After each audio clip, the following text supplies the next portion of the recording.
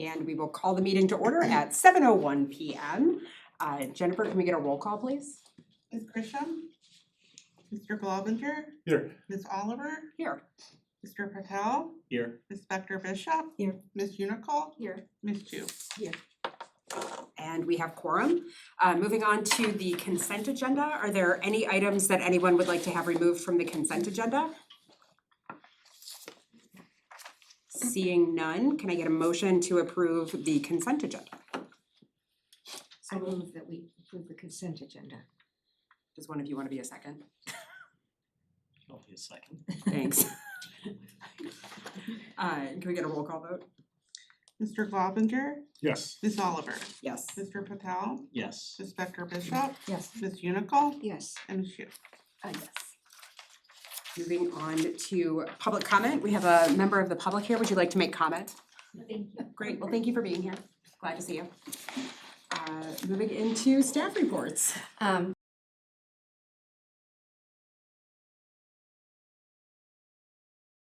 Updates, you may have noticed that the room looks a little bit different, so Kelly's gonna do just a very quick, because it's not quite finished, update on our new civic room look.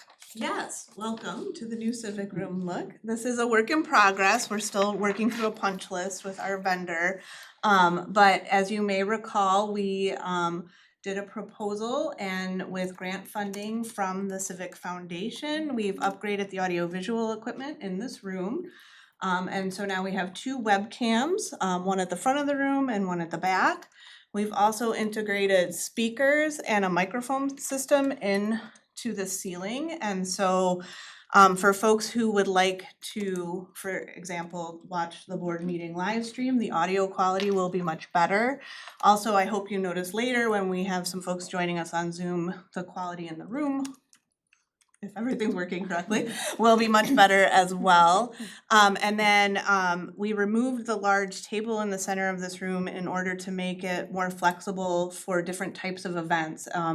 And so we can set up theater style chairs and do lectures in here in addition to the discussions and meetings that we have been hosting all along in the civic room. So I'd like to invite all of you to a ribbon cutting ceremony on January 6th at 6:30 p.m. We are inviting several of our elected officials and the Civic Foundation Board. And we hope you all can make it. And then I feel pretty confident that all the kinks will have been worked out with the install. And also you may notice that the chairs that usually we're sitting in are a little bit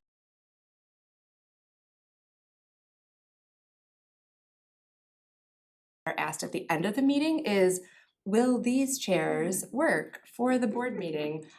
Or do we need to source different chairs? And that would be chairs that we would have not just for the board meeting, but of course for other events in the room. We avoided ordering any new furniture from the start because we wanted to see kind of what the room would be used for and how it would be used. So that is something that we'll be asking. I'll be asking you to tell me how comfortable these were and if this worked at the end of our meeting today. So just make a mental tally. Thanks, Kelly. And so I have a couple updates. I wanted to just thank all of the board members for the wonderful staff appreciation.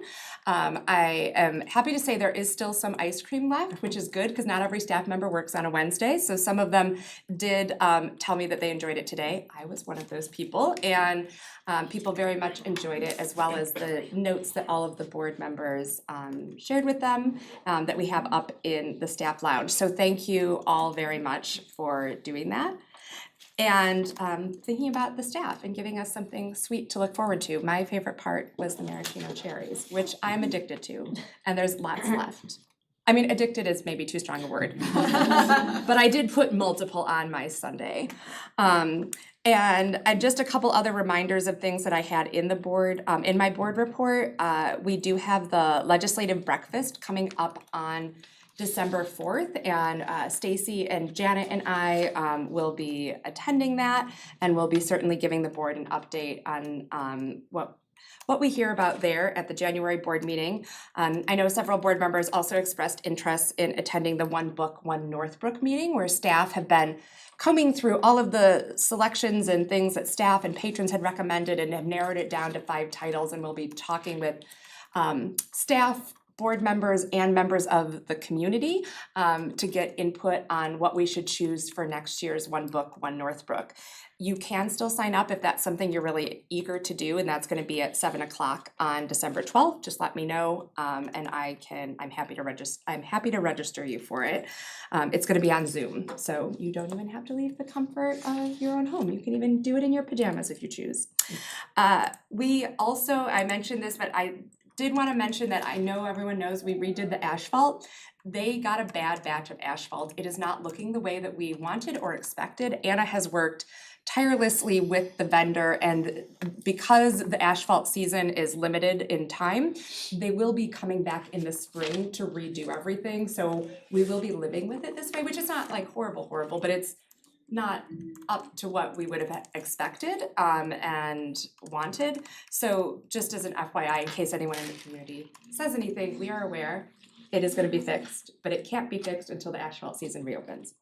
And then finally, something that I can't believe I forgot to put in my report, and so it's in your blue folder, is a reminder about our winter reading program. Just like in summer, we like to encourage people every December to January to come and sign up to read. Everyone is eligible to sign up. If you are alive, you can sign up for the reading program. We have great prizes, including a really nice gift card for a grand prize winner for our adult and kids clubs for the book bin. So if you're looking for a great reason to read, not that I think we need one, that I feel like is a really good one, along with some other really great prizes, and you can sign up starting December 1st. So those are all of my updates, but we have one more thing under staff reports, and that is that Becky is going to be doing a presentation for the board like we talked about last month on our Q3 pulse survey, our EDI pulse survey. So she'll be heading up to do that, and we're trying this is like we said, this is a new setup, so we're gonna try and like put our speakers up there, so we'll see how this goes.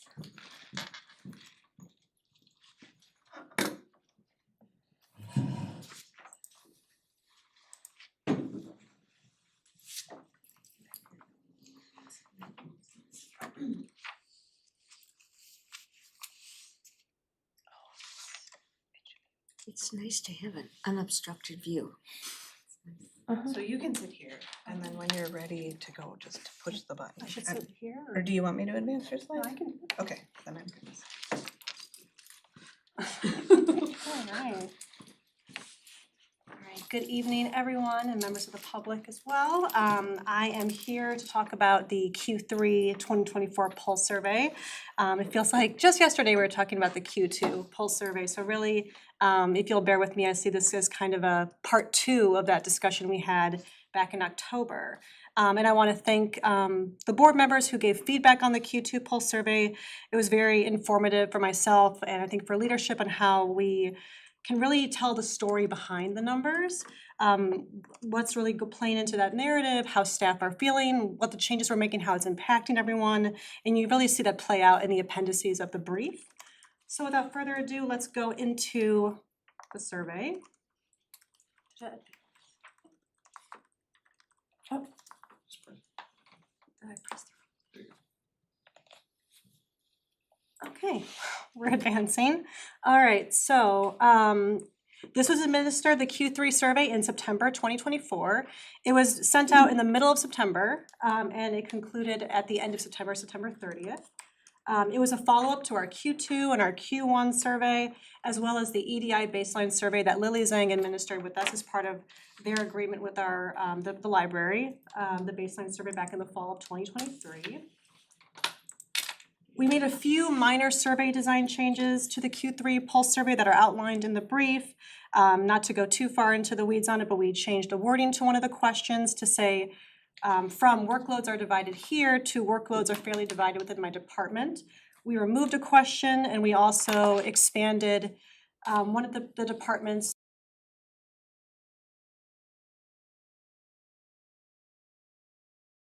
survey results were not included, and we wanted to include them in the bigger narrative somehow. And then new for Q3, I kind of preluded this in my last presentation. We added qualitative feedback for the first time in the form of comments. Those comments were not given verbatim in the report, but they were themed. And to be more specific, 12% of the participants commented. So not the vast majority of people commented by any means, just 12%. We received a total of 14 comments. And each commenter put down 1 to 2 comments. All right, it was sent out to 114 staff members, 77 completed it. That's a participation rate of 68%. In Q2 and Q1, the participation rate was 69%, so we are trending very consistently across the library, and this is a statistically significant response rate for this type of survey. All right, so I'm going to really focus on a very high level for a moment about the findings themselves. So I really want to highlight the Q3 versus the baseline that was done in 2023 to really show where the biggest progress has been made. Those blue circles, you'll see the biggest progress has been made, 13 percentage point increase. It's based on staff who agree or strongly agree with the statement. The biggest increases were found in staff leadership, respect by library leadership, as well as psychological safety and staff voice. Staff feeling that they can voice a contrary opinion, give feedback without fear of negative consequences. We also saw increases.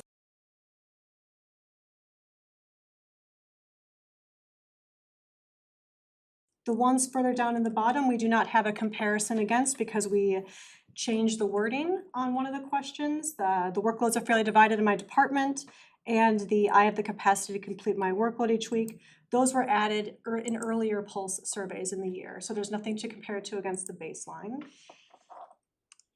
So you'll see there's generally overall good progress that has been made.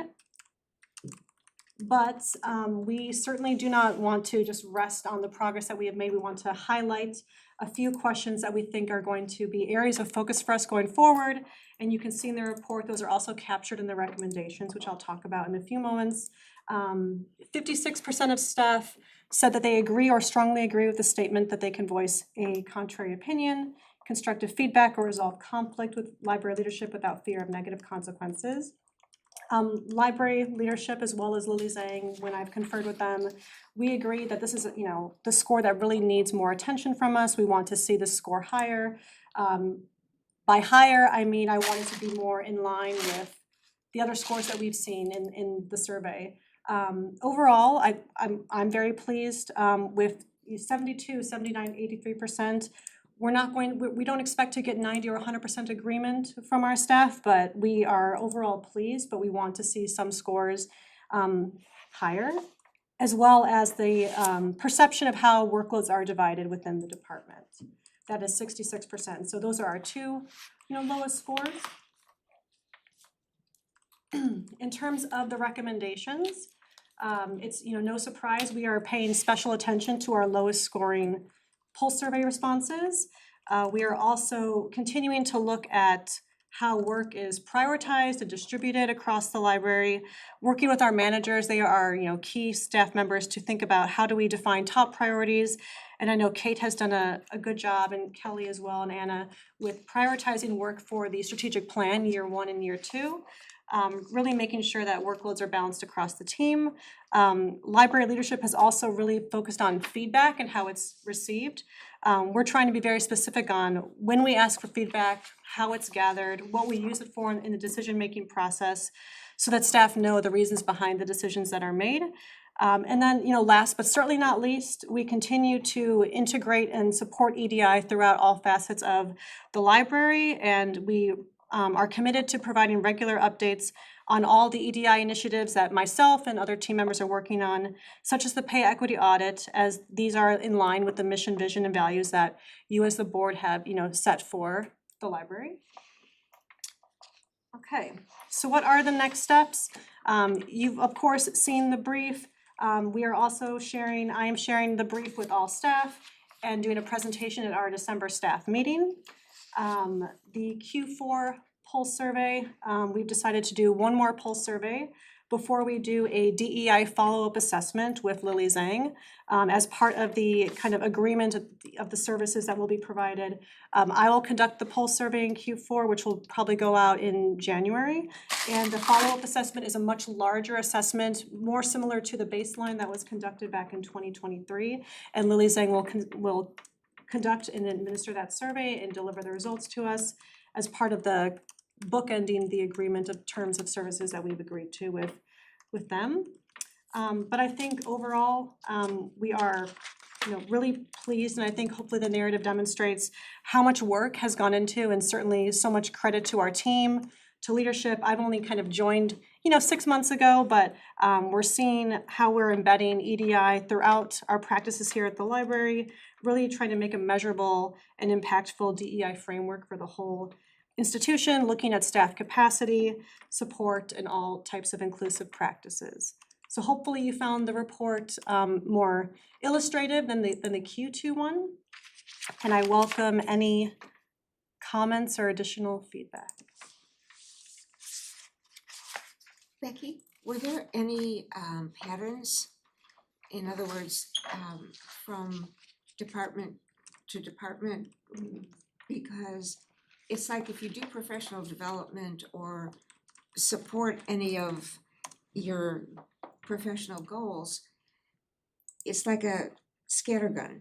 If you're not sure who needs what, you're better off seeing if there are any patterns and focusing with that rather than all over the place. So you're asking if there were any specific patterns from Like specific department by departments?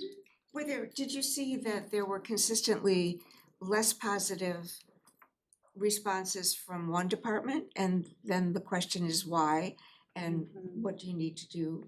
Versus, I think it's important to have the overall, but even more, is it something that you can do on a more, not individualized, but department-wide?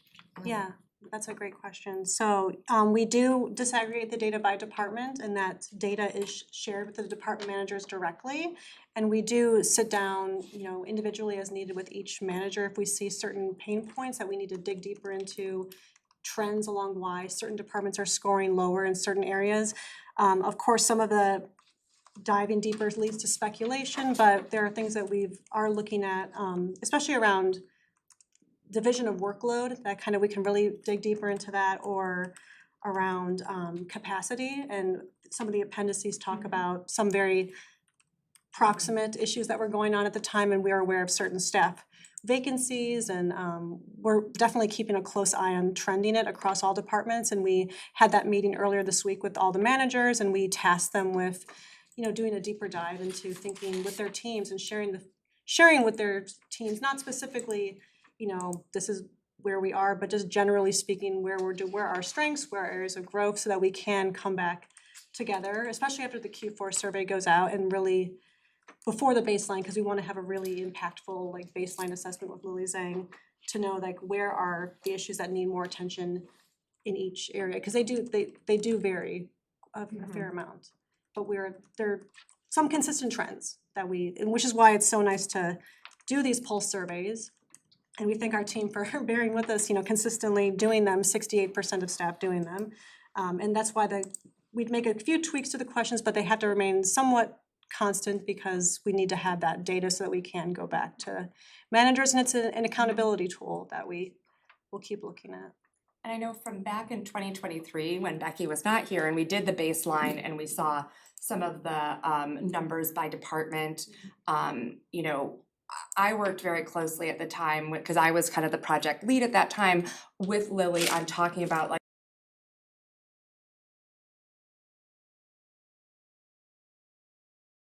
Becky continues to work with Lily and specific department managers where we're not seeing the scores that we're hoping for, and trying to figure out, because the goal isn't just to increase the scores, the goal is to make meaningful change.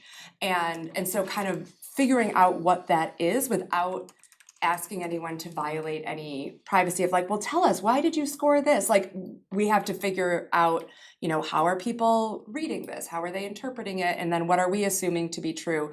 So that has been, I would say, an iterative process that Becky and Kelly, with some of the department, with one of the departments, has continued to work on very closely with Lily to see like, okay, we tried this. We have to give it some time to see if it works, and then you go back. So I would say that there is still definitely some pain points of things that we need to be working on. And there's things that I feel like are that moment in time of like, oh, right, they were down 2.5 staff members. Like, of course, their scores were a little bit less with capacity. And then, you know, now we're hopefully seeing those increase. But this, I think, is one of the great things about the pulse surveys is it allows you to keep tracking that. And in fact, one of our managers said like, well, can we keep doing this even after we're done with Lily? Can we keep doing these quarterly surveys? And we're like, well, let's see how things go. I think we do need to keep touching base, but it is, the frequency is something that we'll have to look at and see what makes sense from a leadership capacity. And Becky spends a lot of time putting this info together, which is very appreciated. So does that answer a little bit more? Yes, I just think that there are two separate.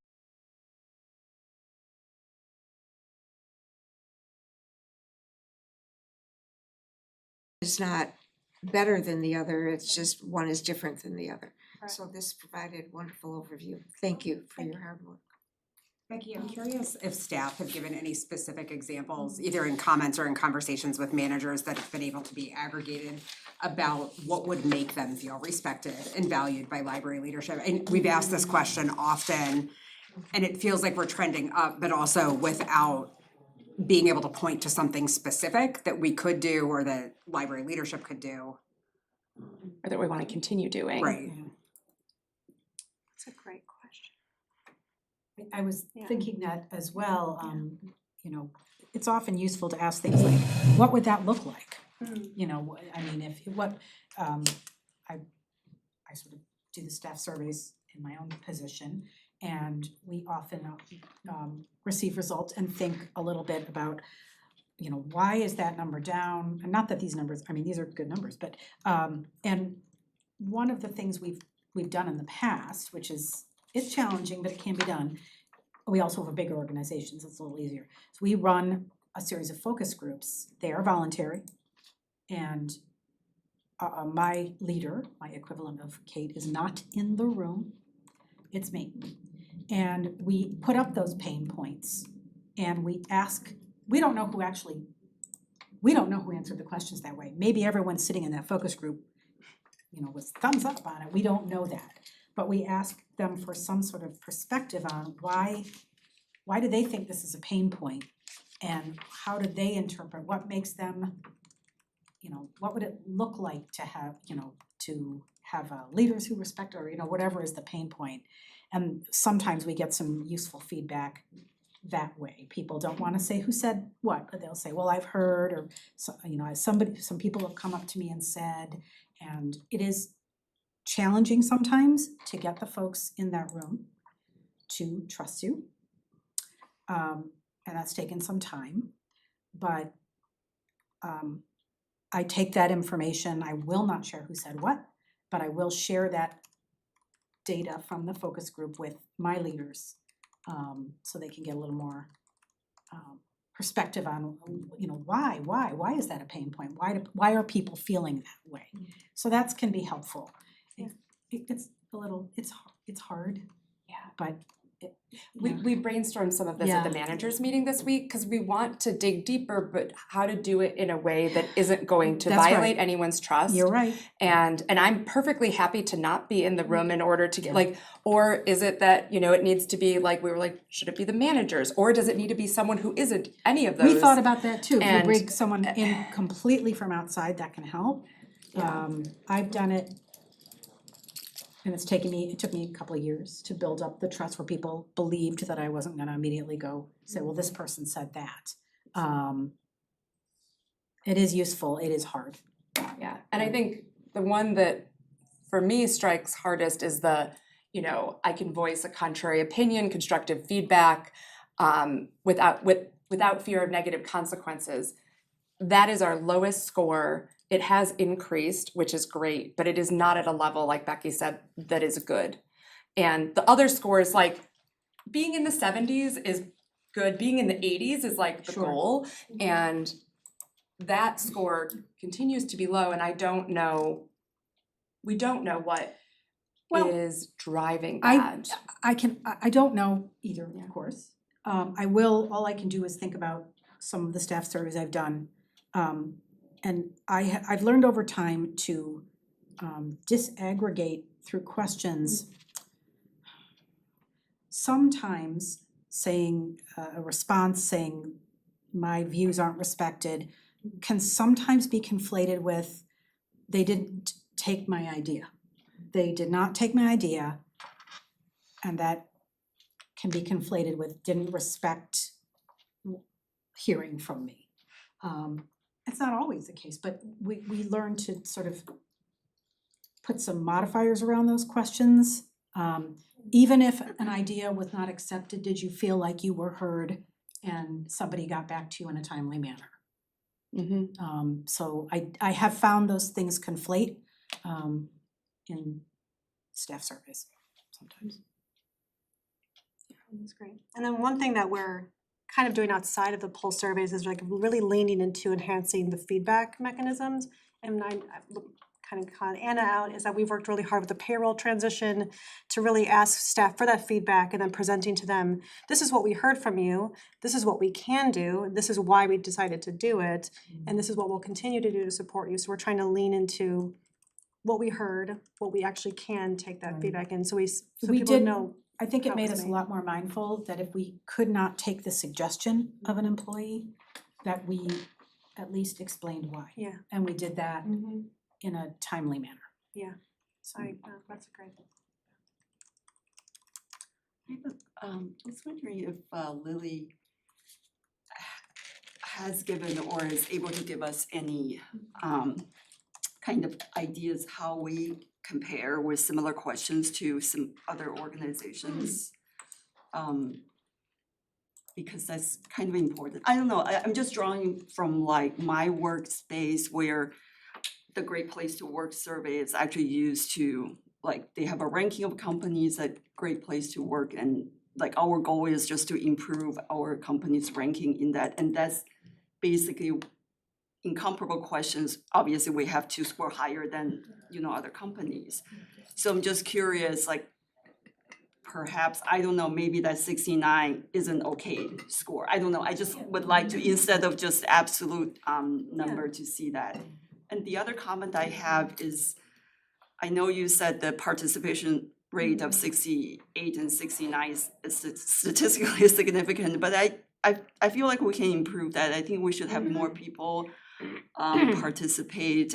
Just compare again to my workplace, I think it's consistently over like 90% of people. It's like, there's like a lot of effort that goes into it. Whenever, before we have a survey, I will hear from my boss, my boss's boss, my boss's boss in the staff meeting, like, please, like, just this is important for me to get the feedback, please just, you know, and sometimes I don't know if they do this intentionally, but they give a deadline and they were like, we're extending that for a week.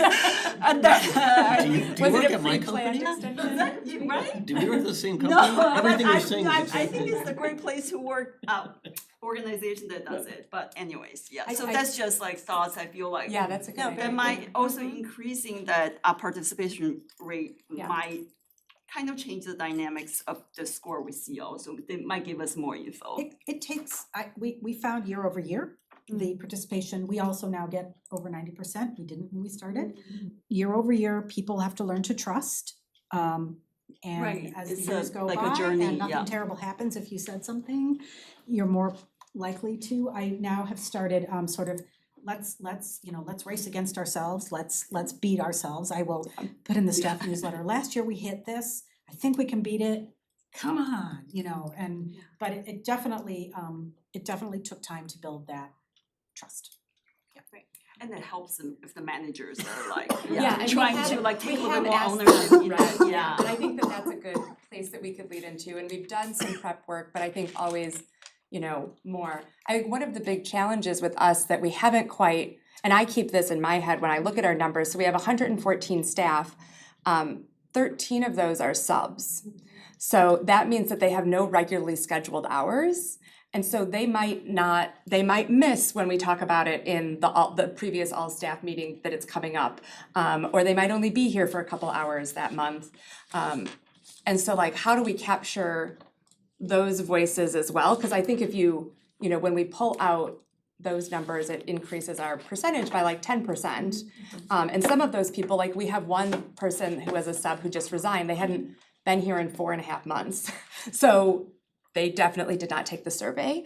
And so how do we capture those and the more part-time staff? So we do extend it out, but I think it would be interesting to look at if there are additional ways that we can prep. I like the idea of giving the like, hey, we hit this, we really wanna try and get to, like, give a goal, like, That was my experiment last year. Yeah, I and like trying to that. push it over, and I was a little bit surprised every time I sent out the staff newsletter.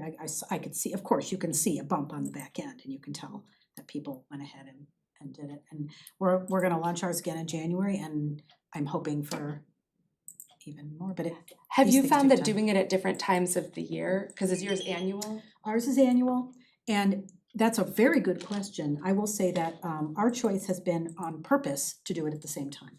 Because we're Yeah. trying to build, Right, the that time of year. consistency. We Yeah. don't do quarterly, cause it's a lot. We don't wanna do it at the beginning of a school year because Oh, that's people a are lot. new and it's a lot.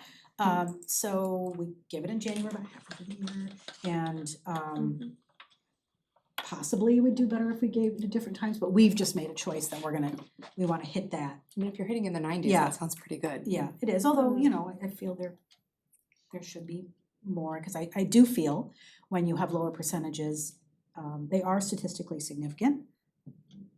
But you always have to remind folks and yourself that what you are seeing is survey respondents, not all the staff. And I think it's very important to say that every time I spent a lot of time saying, those who responded to the survey said. And just so we remind, including me, remind myself that, Cause you can start to think that those numbers represent that's right, everything. yeah. No, these are all great points, and just coincidentally, Kelly and I met with Lily to discuss one department in particular. It's a smaller department, and that was one of the main points is, Lily talked about some things in the survey are malleable. What can you control, what can you cannot control? One of the main points of feedback was, how do we get more people to take this?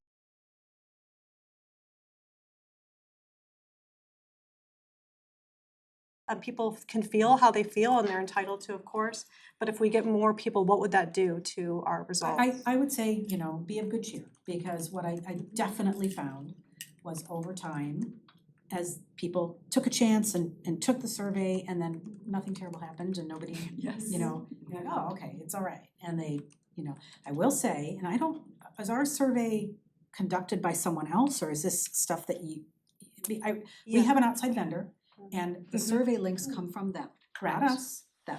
Yeah. And that really helped us with trust and willingness to participate, so. Yeah, we do use the Culture Amp platform. I do administer it, and Lily Zhang can see the raw data. I don't see the raw No. data, but it's one of the more robust platforms I've used, and it has certain confidentiality tools so that I could not identify who made the comment, which person from which, if the department was too small, it cannot show me the results, so that I can't pinpoint it, but still, that's another good point on it.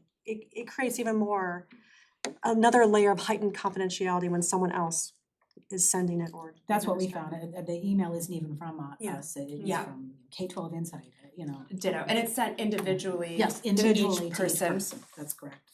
And That then helped. Right, and then lastly, to your point, Jamie, I did ask Lily Zhang, and I meet with Lily Zhang monthly as much as we can with their busy schedule, because they are in demand they work with larger companies, even overseas, so their work is in demand, which is great. And I have asked, how do we compare to other, people that you work with, and they don't work with, a ton of they work with nonprofits, corporations, and they said, in the 70s and 80s that this is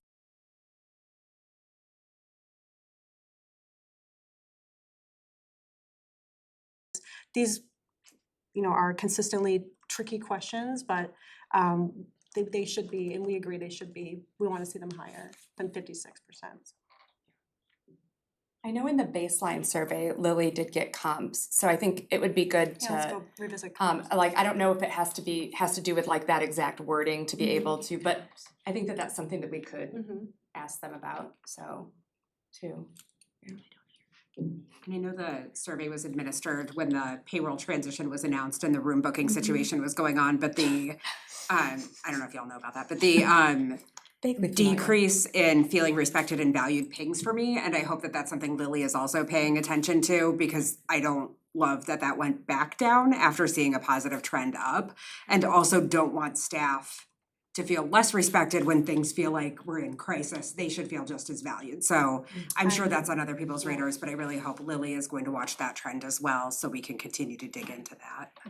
And a really critical piece is language. Is everybody interpreting and speaking the same language? Because when you talk about respect, what does that look like to me? What does it look like to you? How are we defining it? So when I hear a word like respect, I don't know, does that mean I get recognition? Does it mean I'm called a certain name or whatever it is? But I think language, and what does it look like to the individual? Because it may not be interpreted or seen in the same way. It's hard to get to those definitions, but it does help, because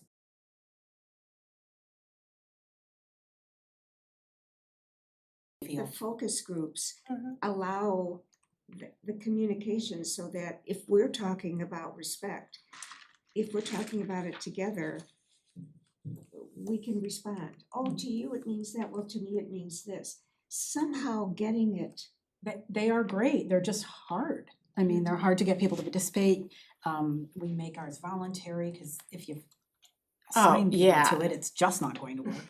that doesn't And so it's we do serve pizza. It's hard, but yeah, if you can do it, it's great. I love the wording you gave, Janet, of like what does that look like for you? Or what do you think, what does that look like? I think we did that around, do you feel, you're do you feel that we acknowledge good work?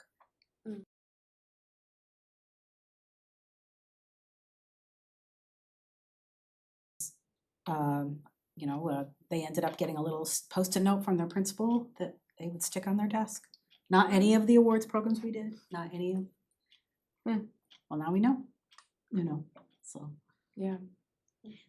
One of the things I did as a school administrator at the beginning of the year was to say to my staff, I'm gonna meet with each of you, and that doesn't mean you do, and I wanna know what I can do to help you be the best, or do the best, or feel the best, or whatever. And it ranged from things like, come and visit the class and see what I do, to one teacher said, I have to see you in the morning.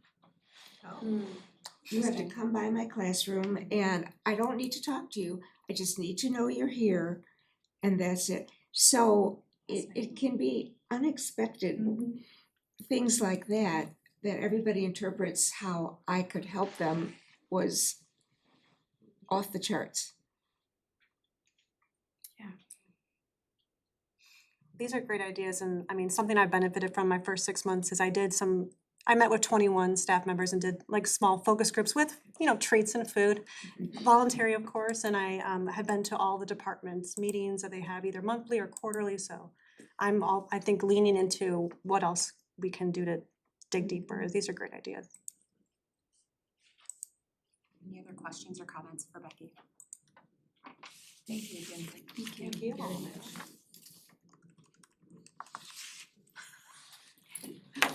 You didn't break it. Good work. Moving into board member reports. Well, I have one. Sure.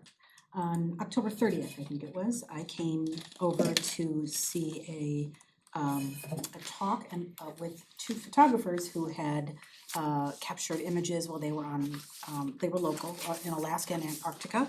This was, I believe, a joint program with the Village Arts Commission. Correct. Got to see the photos, got to hear from the photographers, and it was just great, full room.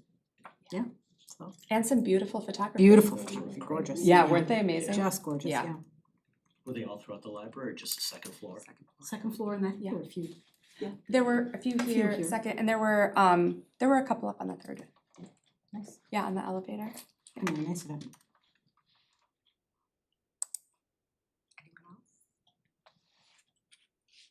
I stopped by the local authors fair and thought it was a great event. Oh, I was at that, yeah, that was Yeah, fun. I think that was October. Time doesn't mean anything. Time doesn't mean But Caitlin and Stephanie did a great job, and I talked to, I think, every author in the room, including the 8-year-old who was pitching his book and was doing a great job.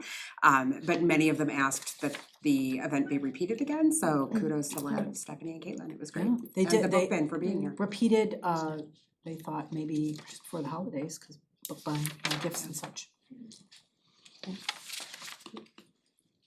Any other board member reports? Okay, moving on to closed session.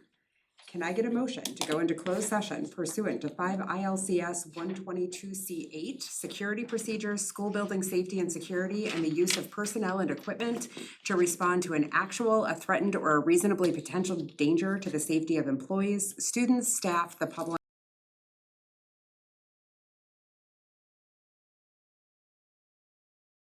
I have an extra public in there. Thank you, Barbara. Can I get a second? Second. Thanks, Jamie. Got you. So Roll call. roll call vote? Mr. Glovinger? Yes. Ms. Oliver? Yes. Mr. Patel? Yes. Ms. Spector Bishop? Yes. Ms. Unical? Yes. Ms. Shu? Yes.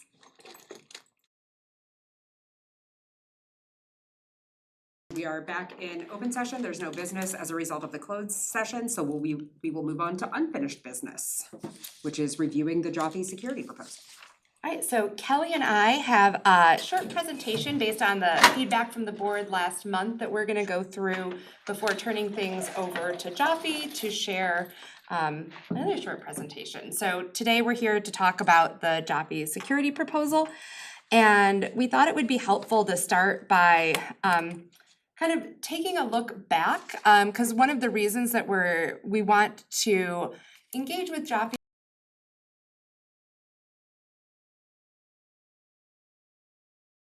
at the library. And unfortunately, there have been an increase. Kelly and I have both worked in libraries for multiple decades. Have we hit 50 years combined yet? I think we're close.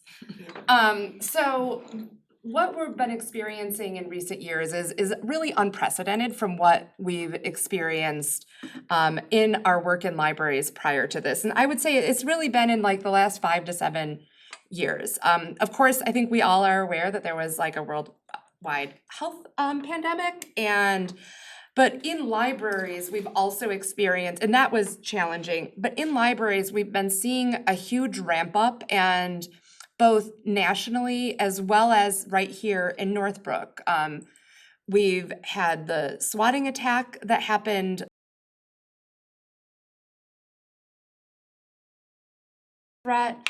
We continue to see intellectual freedom challenges, people that are coming in, not only like with the room booking situation where people were challenging the right for a film to be shown, but also people being unhappy with different materials on the shelves, different programs we're offering.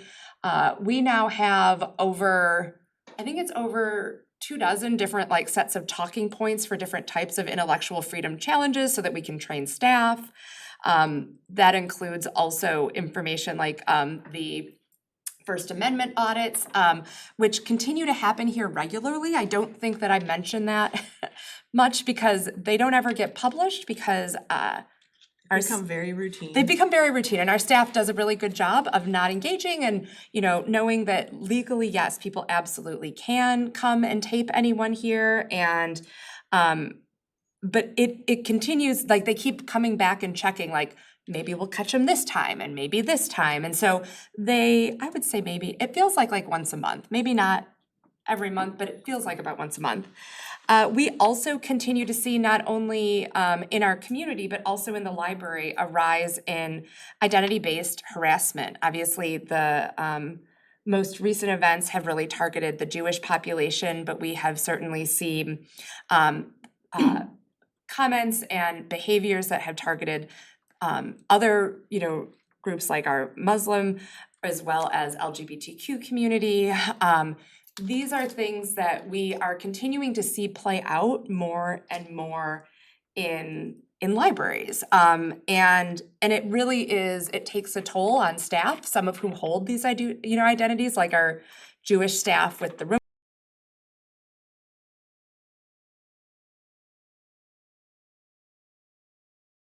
commenting on materials on the shelves. These are all things that we have unfortunately just see continuing to increase. And this, I just have to say, Kelly has done such an amazing job in offering training on a variety of topics and doing things, but it is a lot, and it is in addition to a lot of other things that are going on, including personnel changes that have happened, and of course, our strategic plan implementation, which I'm so excited about, and which I also feel like I have not been able to spend as much time on because we've been dealing with the room booking stuff. We, of course, as Becky talked about earlier, have EDI initiatives that we're continuing to focus on. And then there's just the regular day-to-day business of the library. So the work of libraries remains to be there for our community, but the work, I would say, of administration has had to shift to address these threats. I don't know if I'm not gonna say luckily, but Kelly and I get to be person in charge during the day. We each have like a different day of the week, as does Anna and Lori. Becky is about to be trained. I know she's super excited. And these are things that, we might be in a meeting and then get called out to deal with different situations. And then it's not just dealing with the situation, it's also the aftermath of how do you respond, what follow-up is needed. And because of that, there's a number of things that we have not gotten to. One of the biggest that I think does have a really big impact on when we look at safety and security overall. And we've certainly felt an absence of a lot of these technology upgrades in the last couple of months. I mean, I think it Yeah. made our response all that more challenging because we didn't have up-to-date technology in place when it comes to security. Or enough cameras. Right. Not even even if we had the existing cameras, but in more spots, it would have been helpful, but Sure. and like our PA system, we know has like spots that just are not. And so it's hard to be forward thinking when you have to constantly be responding in the moment with emergencies. And so these are things that we've been talking about making these technology upgrades now for years. Like this was before Kelly started, we had started, and it has been challenging for a number of reasons. One of which is that it's been very difficult to find someone to help us kind of lay out what technology needs are, like where we should put all of our cameras and help us and be a guide. They're like, well, we can just install stuff for you. We're like, no, we need you to help us design it. And so all of these things, when we think about kind of where we are now, it is, I think, a confluence of events of the world at large, within our specific community, within our staff here, and kind of some of the things we've had to respond to with staffing, and then also just the responses we've had to make and the time we've had to devote to responding to different threats and situations. So it's not all doom and gloom, but because Kelly is going to talk a little bit more recently about what just happened. Yeah, so the library recently parted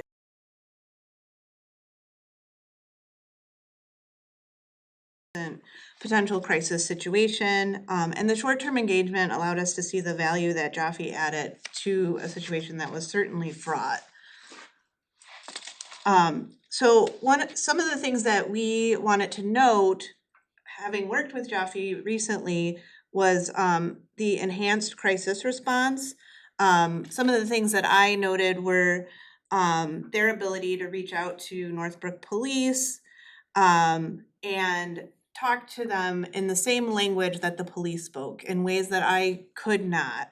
And also to have some basic understanding of what an emergency response should be if there was a large gathering of folks protesting or coming into the library exceeding capacity. Just terminology that I did not have in my vocabulary. So having them come in and help to navigate that communication was really valuable. They also thought of things that I just wouldn't have, like having barricades to keep the parking lot safe, making sure that our perimeter was secure in addition to the inside of the building. Again, things that just were not on my radar.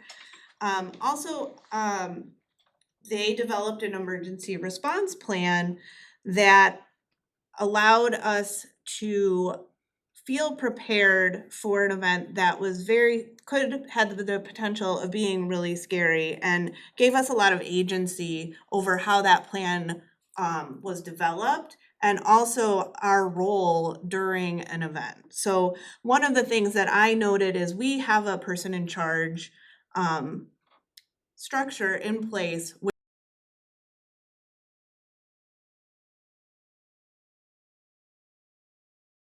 a behavior issue, any kind of policy violation. It all comes to one person, and everybody else sort of goes about their business of running the library in the day-to-day. And we worked with Jaffe to start to develop an incident command system, and one of the things I've really learned from that is that we are putting a lot of pressure on one person to respond to situations that really need a whole team. And so having a structure to start to build on where our team feels confident in having a part in a response actually makes it a more effective response and lowers the stress for all of the folks involved in it. So that has been huge. We don't all have to think about everything. If you're the person in charge, you don't have to think about, okay, I have to follow back up with staff. Okay, we have to go call PD. Okay, I have to deal with the situation and there's blood on the floor and I have to, like, you can, you know, Work with the rest of the team. work with the rest of the yeah. team. And it doesn't necessarily have to be a hierarchical structure. Also, I would say that having observed them doing proactive threat identification and having a methodology behind that, I mean, we really were relying a lot on Linda's expertise in communication, but also just staff saying like, hey, I saw this online, you know, I saw this on social media. But having structure in place for social media monitoring and leveraging that expertise really made the situation much more manageable. And then the staff training piece was also above and beyond. Again, training is something that I feel very passionate about. I really love to do training with staff. But when I'm trying to train on something that I only have basic knowledge on, the training is lacking. And we've heard that from staff. They want more training on how to respond to incidents when they're working in the library. And so just to see the thoughtful approach, and because Jaffe has worked with organizations that are not police or military, but schools and organizations where just regular civilians are working, they have really effective ways to train so that folks feel empowered. And then the debrief structure that they use is something that I've been trying to develop over the last year for larger incidents. And seeing it work effectively in a tried and true way has been a great learning experience as well. So one of the questions the board asked last month was, what is your vision for the safety and security? And so we outlined this in the memo, but I know our board packet was a lot this month. It was quite dense. And so one of the things that we know that we, of course, as Kelly has already mentioned, need to do is update our security and safety infrastructure. And that's certainly part of our vision, is having a solid infrastructure in place. But it also is, is it time? It also is about how do we want to approach things. And so our vision really starts with a human-centered, trauma-informed approach. So we want to prioritize safety, but our goal as always is to be welcoming and to recognize that when people walk into the library, we don't necessarily know how, what they are coming in, how they are feeling.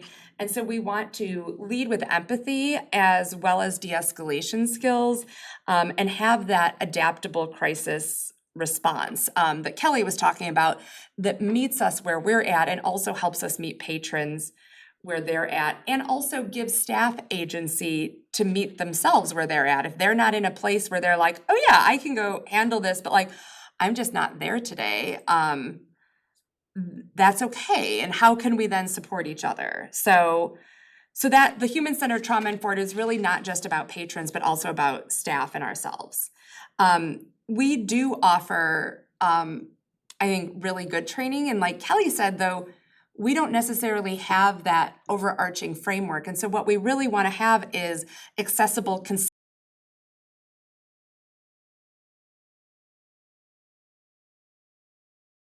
confident. Do they feel that they've gotten the training in order to feel equipped to handle what is coming at them when they're working on a public service desk, or working out in an outreach event, or working in the back? We want that to be something that everyone feels engaged in, not just people that are regularly having to deal with difficult situations. Our technology is not where it needs to be when it comes to safety and security. And this is something that we want to have user-friendly, long-lasting technology that also respects patron privacy, which is not only a law, of course, but also a core value of the library. And so how do we blend that in a way that also ensures safety? And this is something that I know we've talked about for a long time, and it feels like we have not done as good a job as we could have prioritizing this. So I do want to take responsibility for that, because I do think that this is our vision, but we have allowed other things to interfere with our decision to get this moving. And there were also some things that were valid, but we did not move this forward. And I think this is one of the big game changers that we need to have in place. And then I love a good checklist. It's one of my favorite things. And having proactive procedures so that we can get ahead of things. And obviously we can't think about every potential issue and challenge that exists and that might exist with libraries. But what we really want is to be able to work with other community partners and other units of local government, local businesses, our residents, and think about how we can address and prepare for things that might happen at the library and also within the larger community. These are things that we feel that the library is uniquely situated to be able to help be a place when there are larger, more community-wide events that happen that might need different responses, that we should be working collaboratively, and that is what we want to do, because we also think that there is value in looking at, and we've done this with the schools in the past with some active shooter, training, like Anna was talking about, having that consistency. So you're experiencing things and responses in similar ways across the community. So that is our vision. That is what our hope for. We are not there, but we can maybe get there.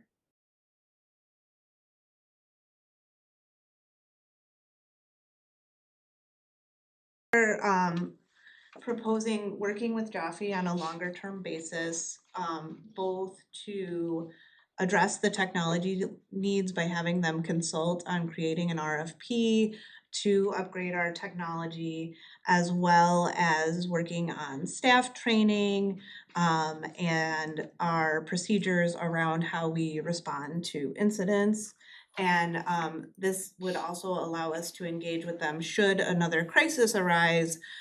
We would already have somebody that we know that we can reach out to help us navigate through that. So I'm gonna turn it over to Liz and Colleen so that they can share their slides and talk to you some more. Thank you. Can you all see my screen okay? I sure can. Yep. Perfect. I always like to make sure before I like go a couple slides in and nobody can actually see what I'm looking at. One of the questions, Kelly sent us over a couple questions that you all had submitted based off of our last presentation, and one of them was about kind of a deeper understanding of who we are as individuals, as an organization. And so kind of want to just talk a little bit about background and where our knowledge and expertise comes from. My degree is in health sciences, which is a combination at Westchester University of where I went of public health and emergency management. And I got my EMT certification while I was in college and became the lieutenant of the university's emergency medical services. So I helped coordinate all of the medical responses for this college campus and ended up playing a larger part in some of the county responses as well. I've interned for the Walt Disney Company. I've been part of an urban education fellowship through AmeriCorps where I taught 8th grade at a charter school in Wilmington, Delaware. And so Liz and I both use very similar lines. In my experience as an EMT and as an 8th grade math teacher, I feel like I can do just about anything after time in both fields.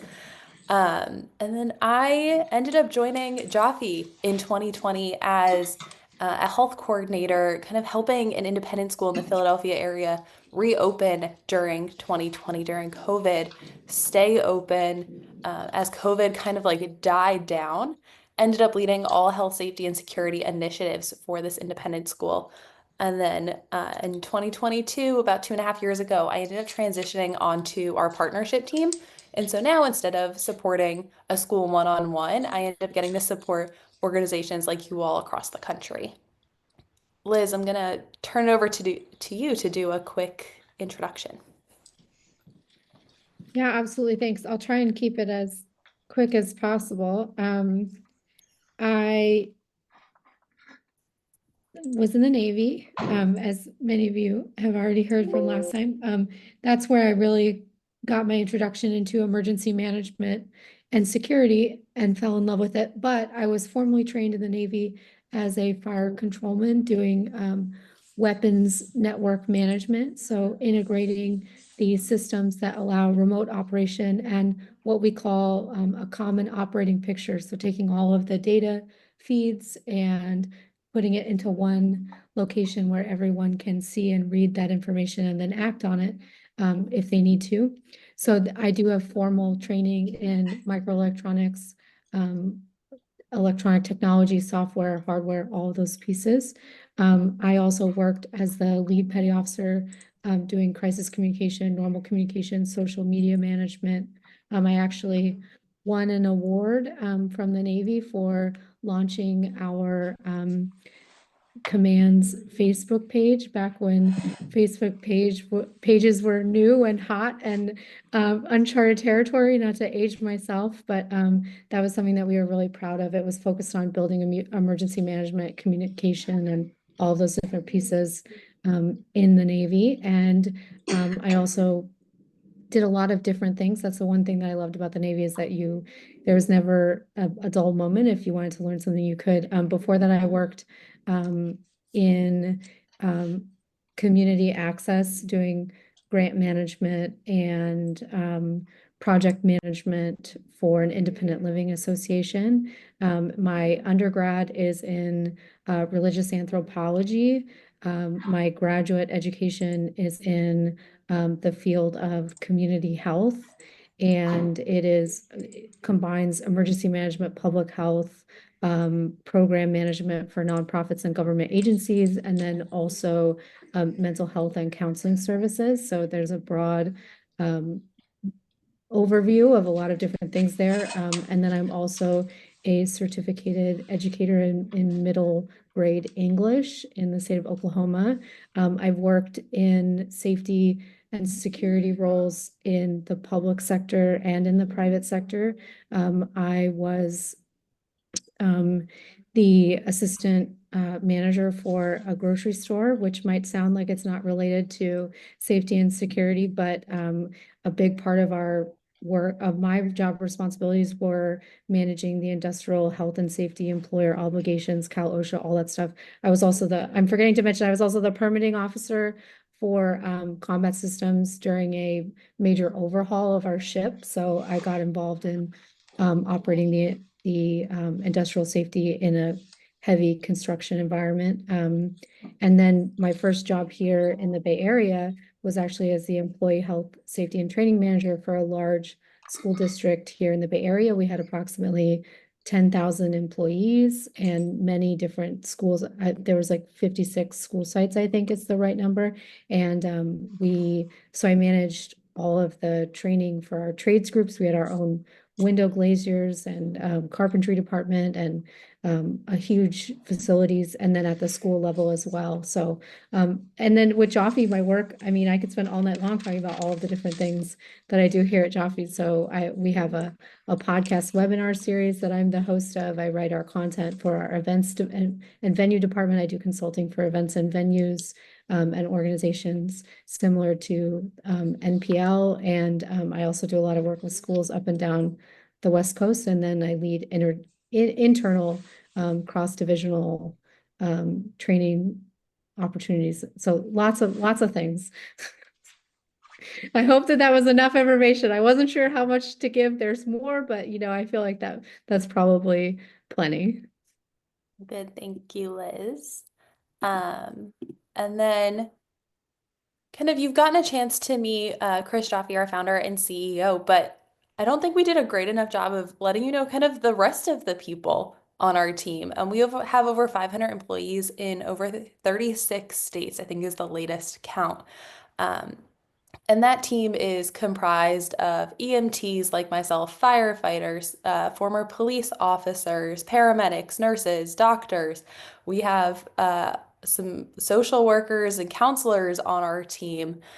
There's a couple of our board members. You'll notice there's this woman in the top left corner in the orange shirt. Her name's Kate Schweit. She's one of our board members, and she is actually the former FBI executive who developed the Run, Hide, Fight program. And so she helps us lead a lot of that work around active shooter training and some of that crisis response training. And then in the bottom left, you'll also see Kate.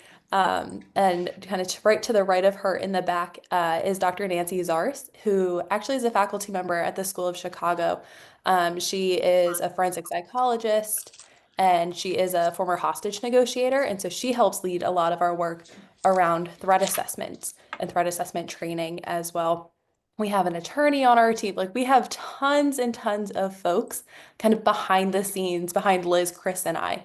And so while you would get to work with Liz kind of more on a one-on-one capacity, Liz has access to this whole group of individuals behind the scenes. One of the other questions I know that came in was kind of, is there like a third party, almost like accreditation group? And unfortunately, there is not.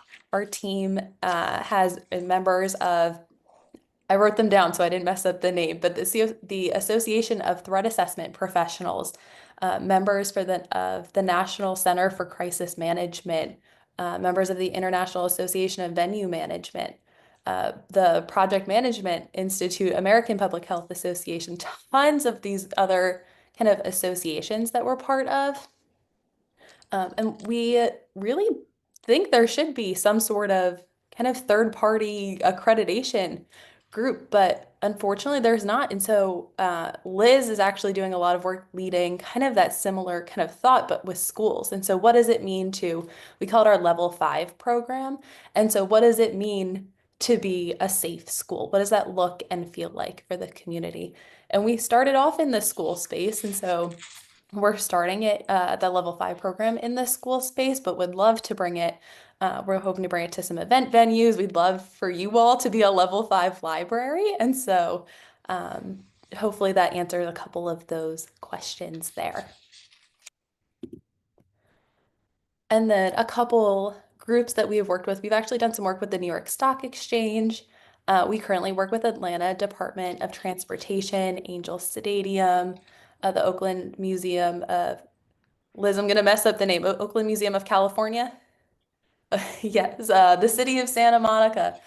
We've done work with Google. We support the National Audubon Society, Cirque du Soleil. We follow them around the country. And so we do work with schools, but we also work with all sorts of other organizations. We've been supporting tons of religious organizations. We just finished some work with a synagogue in California. So like all different organizations of all types, we are supporting nationwide. One of those venues being BMO Stadium in Los Angeles. We provide their medical staffing, but also we're the people who are leaning in on planning any medical responses and strategy at the venue, working with their safety and security director to develop those emergency response plans for when they have events such as concerts. LAFC, the Los Angeles Football Club, plays there pretty regularly. And so when there's soccer games there, what does that look like if there were to be an emergency during one of those events? Also, Ragnar race. I got to actually go to my first Ragnar race in October. But if you're not familiar with them, they do trail races and road races across the country. They actually do 40 of these events. It's about a 36 to 48-hour event, and folks run kind of around the clock. Somebody from each team. And so they do over 40 races every single year within a 7-month period. And we're staffing all of those events. It's a lot of races. I don't know how they do it. I was with the one in New Jersey and they were packing up. They're like, "Oh yeah, we're going to Texas tomorrow for the next race. It starts in 2 days." And I was like, "How do you do that?" But we are the people who not only are staffing the event with our medical staff, but we are also there. We're their embedded medical expert whenever they have questions about what that looks like. We're the ones assisting with their emergency planning process every year for each of those 40 races because they're not always in the same place every single year either. And they're in different cities, they're in different states all across the country. And some turnout is on the smaller side, and some they've got thousands of people there. And so how can we scale up and scale down depending on kind of the level of engagement and number of folks that are there? And then you may recognize two people in this picture, myself and Chris. We were at the National Association of Independent School Conference in San Antonio, where we actually led their emergency management for this specific conference. We were the ones writing their emergency plans, actually both for both the venue and for the conference, providing template communications for all sorts of different scenarios that may occur. We were the ones coordinating with different agencies. We were coordinating with the city's police department, the sheriff, a canine unit, the convention center security team.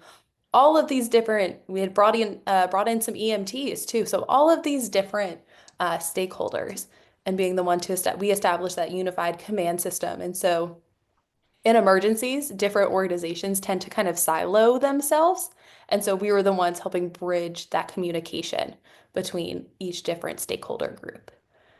And then during the event, we were running the command center. We were handling any emerging incident, whether that was somebody who had a headache. We actually, I think, ended up having a COVID outbreak during that, but also anytime there may have been an incident in the convention center or around the convention center. And so we're also proactively developing any kind of intelligence or possible threats that we have been seeing based off of posts on social media. We were managing and documented all safety and security incidents that were happening. And then after, we were the ones who developed the after action report and held a formal debrief with the organization. And so Kelly and Kate talked about this, but what are some challenges that are going on? Health and safety. I was actually just talking to a school earlier today, and I was like, yeah, like during COVID, and they were like, "Oh, that was a terrible time. Don't bring up the scary time." And things just look so different than they did almost, I can't believe it's almost 5 years ago. Things just look and feel different. And now there's a talk again about monkeypox and all sorts of just things that have evolved. And health and safety just feels more top of mind in the last few years than they did previously. Um, Kind of social emotional health, thinking about not only kind of supports or ways that we can lean in and support the community members, but also library staff. We know that their mental health is also incredibly important, and I know the safety work has been a huge kind of task on Kate and Kelly's plate, and so how can we help kind of lean in and support them, helping with behavioral threat assessments if there is a threat that may be made to the library or a specific library member or staff member, doing some de-escalation for folks who training and leaning in when there may be a disgruntled patron in the library. And then also just increased security risks. I know there was a history of some swatting incidents that had happened. And so kind of what does that look and feel like? How are we responding to that? And then different challenges around different books that may be in the library, different programs that may be being held within the library, whether it's a library sponsored event or a room booking or some just the different kind of complexities that come with being a library and being a community space. And you'll remember my lovely Swiss cheese slide probably from last time, but thinking about all of those different complexities, if we can't have kind of one layer of Swiss cheese, what are the other layers that are implementing it to help mitigate? And so I won't go too much into this slide, but like safety and security it's not ever one thing that is going to stop or mitigate an incident. And so what are the different different things that we can implement and strategies we can implement to help reduce that risk? And I thought this slide could be helpful. Chris talked about it, if you remember back to our last presentation of, we call it the rule of sevens. And it's some framework that we really have, and actually Chris developed it to help contextualize and provide some framework for emergencies. And so what needs to happen in the first 7 seconds? That's usually your situational awareness, calling 911. What needs to happen in the first 7 minutes? The 7 minute mark is actually a pretty strategic number because that's the average response time to get first responders on scene. And so that's where that 7 minute mark comes from. 7 hours at the end of any day, regardless of an incident or not. Our goal is for everybody to go home to their families. And so that's where we end at that 7 minute mark. And so all of those pieces are that immediate response. And then from there, we switch into a long-term response, go into business continuity plans. So what needs to happen at 7 days, within 7 weeks, 7 months, 7 years, and that goes. So then we switch from that response to recovery and then back into mitigation. So you can see it's kind of a cyclical effect. And so we had talked with Kate and Kelly after our last presentation, and we have come up with kind of total of three alternate proposals for you all. Option A is the same exact one that we presented last time. That is 4 site visits. It's that January 2025. I've tweaked the dates a little bit since we're kind of back to this presentation. But January 2025 through April of 2026. And so 4 site visits. One, for Liz to come out and do a true needs assessment. We want to be able to create, facilitate, and have, help oversee and project manage the security and technology piece. And so doing a needs assessment, finding out exactly what you all need, getting really granular in those details in order to then kind of create that RFP, come up with an evaluation rubric, help with that project management, do that program and document development, the emergency plans, the incident command system structure. We I know you all use this kind of person in charge model, but we actually strategically use the ICS structure specifically with organizations because that's the same language that first responders are trained to. And so it helps make that translation a lot easier during an incident. And so they know, okay, this person is in charge of logistics. This person is in charge of communications. This is my incident commander. And so they can kind of connect those dots even quicker to strengthen that response. And then we want to do a combination of training, both virtually can be live, like on Zoom, like we're doing today. It could be asynchronously. And so as staff are being onboarded at different times of the year, they can do some asynchronous training too. And then also some in-person training. And then we take a very trauma-informed approach to all of our training. And so I heard from a couple of y'all like mentioning like active shooter trainings in schools. You meant we see it on the news all the time that, different schools are practicing with kind of like BB guns or really, really trying to, they're unannounced drills and they're kind of trauma and anxiety inducing. And that's something we actually do not do. We want everybody to know that we're practicing. We want to do tabletop exercises that are very low pressure. We can talk things out, we can pause. But we don't want to reenact kind of what an active shooter situation could be like. And so we want to take that really trauma-informed approach. And so we're still building the muscle memory around what we need to do, but not in an anxiety or trauma-inducing way.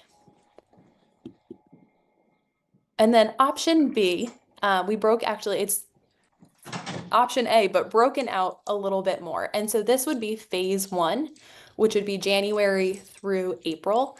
And this would be that site walkthrough for Liz to do that needs assessment, creating the RFP for those technology pieces, cameras, access control, alarm systems, all of those pieces.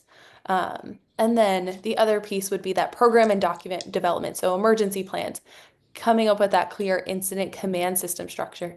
We can work on some business continuity plans. We can kind of dive into those documents a little bit. And then if we wanted to continue the work, which we hope you would all want to continue the work with us, we would then move into this kind of phase 2, where we would do a couple more site visits. We love to do in-person professional development. We think, they're a lot more engaging than us being on Zoom. Will help facilitate and oversee and project manage that RFP project, do that training virtually and in person. And then we want to do some coaching and train the trainer model. We want to be able to help tee up Kate and Kelly to be able to lead these trainings and have these conversations with staff. Kelly just said she has some kind of basic knowledge, but the training's not engaging when she has the kind of basic knowledge. So how can we tee her up and build up her confidence and Kate's confidence to then turn that around and have really meaningful trainings and impactful trainings for staff?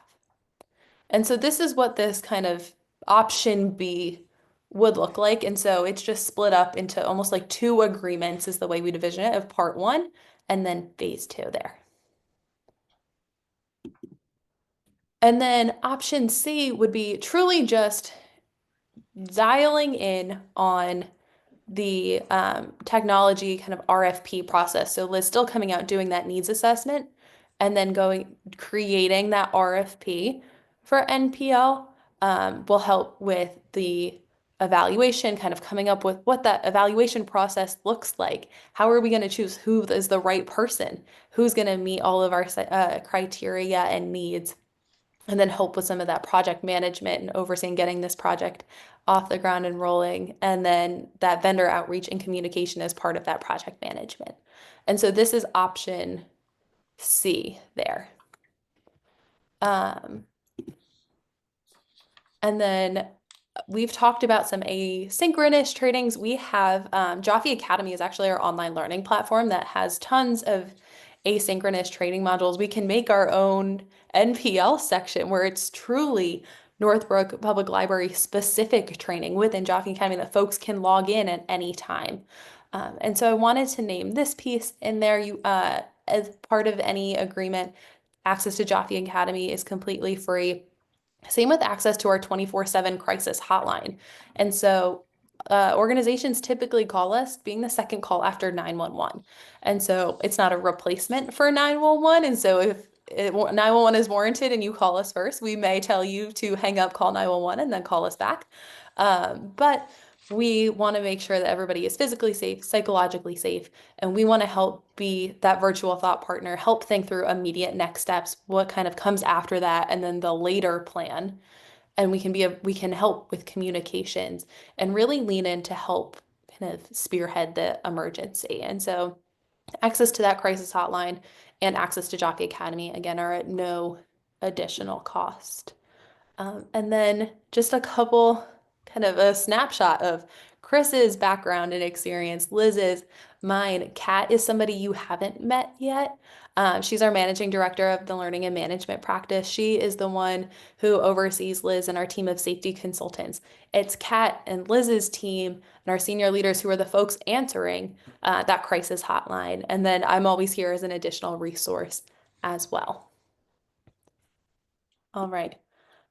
I am going to pause there, but I know I kind of threw a good amount of information at you all, and so I'd love to hear some thoughts, feedback, questions, however I can best support. I just had a very technical question. You talked about the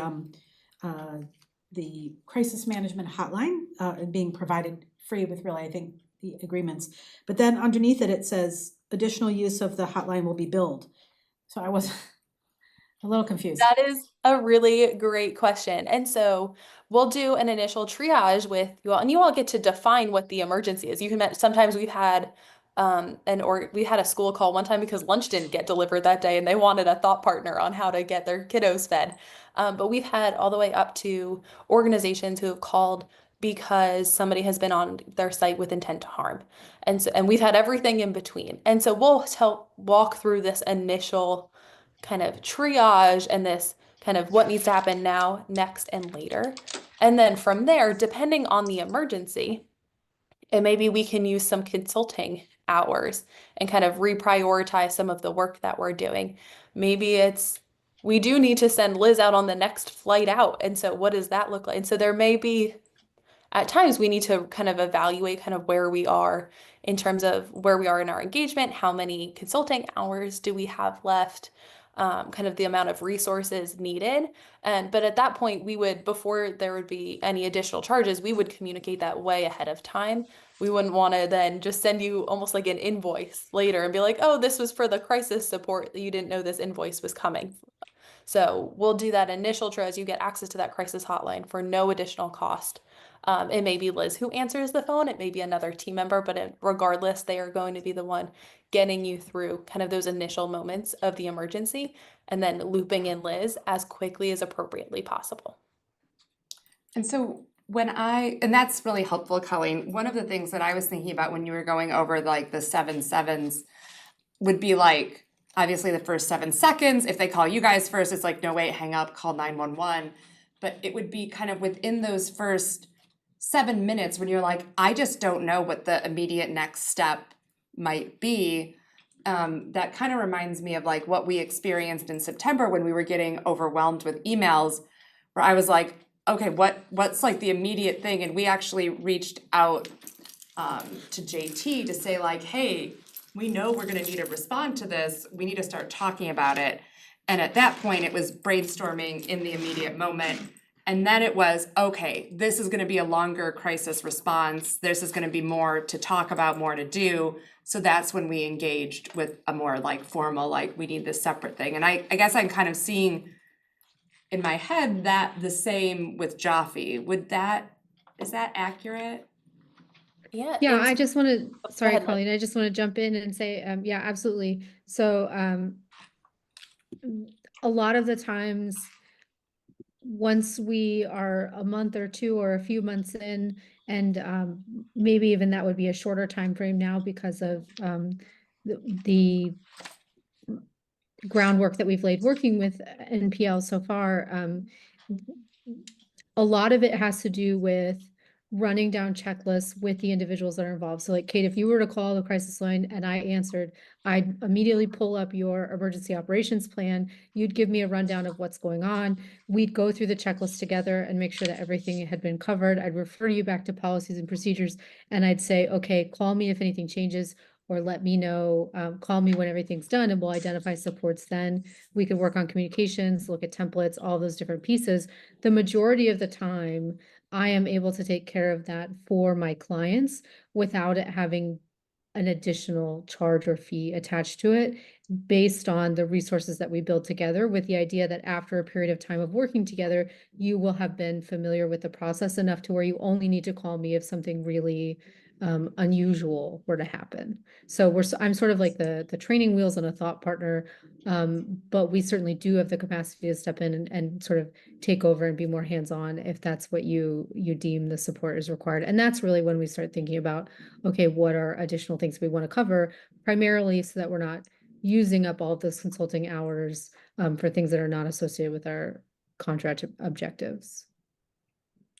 So I just wanna make sure I understand. So, Mhm. with everything you described and everything that we're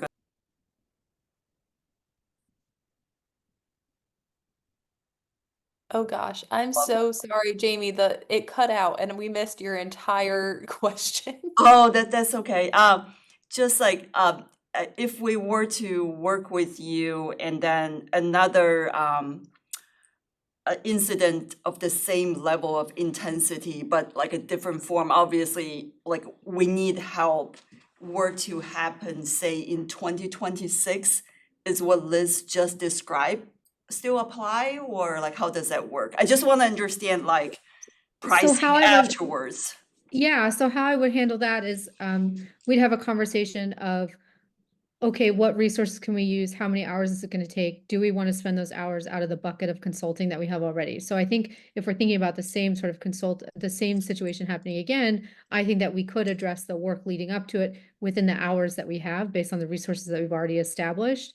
And then we could pair one of those site visits that are already paid to be a multi-purpose site visit, right? So like I would make sure that there was enough time to do the work to support whatever was going on, and then also to do work associated with the contract objectives. So we're kind of rolling two into one. So that's the benefit of having worked together, is that there's less of a ramp up and fewer hours and costs associated with that. But I guess I'm also I- very confused with the hotline, the 275 per hour. So- Does that apply to us or no? Okay, so I'm gonna give you a little more framework. I think might have alluded to this a little bit. I think that this, crisis hotline is something that is needed not only by us, but by many libraries in the state, right? We are not the only one that is experiencing this. And so I've already been talking with Rails and the Secretary of State to say, hey, we already have an HR hotline that libraries can call, or for a nominal fee, get additional help. We already have a Freedom of Information Act and Open Meeting Act hotline that libraries can call. This feels like the next logical step, to have either a library system-wide or statewide crisis hotline. That is not in place yet. However, I have been speaking with people, and I think that the need is very evident, and it's one of the things that I'll be talking about also at the legislative breakfast. So my view is, you were asking about like 2026. I think Yeah. that hopefully, like, let's say next September or October, we have another fun, like it'll be our third annual fun security event. That would be something that would, I think, be covered. We would already have a lot of systems in place because we would have been working with Jaffe. And let's say that something happens in fall of 2026, after we've concluded, if we do the broader scope with Jaffe, I would anticipate that would be something that we could then contract either individually, or there would already hopefully by then be something more statewide set up. So I think based on what we've experienced previously here and what work we've done already with Liz and Ro, we would be able to do that within the scope of work. It wouldn't require additional costs. I think that the hourly rate is what your hourly rate is and And that, that's our hourly rate. And so, yeah. Jamie, to kind of help answer your question, if let's say we conclude our work on April 29th, 2020, the day before and we are out of all of our consulting hours and there's something comes up, we can just add on like a couple of hours to help kind of depending on the situation. 275 is our average, is our kind of hourly rate. And so that's where that 275 specifically comes from. And that was Um, something that was similar, like I know that this was now like a year and a half ago, but like in Lily Zhang's contract, they laid out all of the things and then they have an hourly rate of like $350 that if we go beyond Go the beyond scope, contract. that this is, but that is something that we have not, we tend to be pretty judicious with how we use our hours. And that is not something that we've gone beyond with Lily, nor would we expect to, nor did we with the response for the room booking stuff. And I would think that, hopefully we won't have so many security. Does that offer more No, clarity? I get it now. Okay. I wasn't sure about that. Yeah. And one piece, I actually named this for Kelly when I talked with her yesterday, but you'll notice in the proposal, there's language that says like Jaffe Emergency Services can facilitate this training, can do this. And there's a whole bunch of things. And our proposals are actually and agreements are almost intentionally a little bit vague in that way because that gives us the flexibility to pivot if we need to. We're not, so we can still certainly do those trainings as part of that proactive work. But if there were to be an incident, like a guided debrief is one of those trainings that is listed on there. And so even if somebody were to fall and bump their head in the library and there were a whole bunch of people around, we can even run a debrief on what that what that looked like and felt like and learnings from that. And so that's something that we didn't necessarily plan for in this initial scope of work, but can certainly pivot to. And so that's where that language is almost intentionally a little bit vague.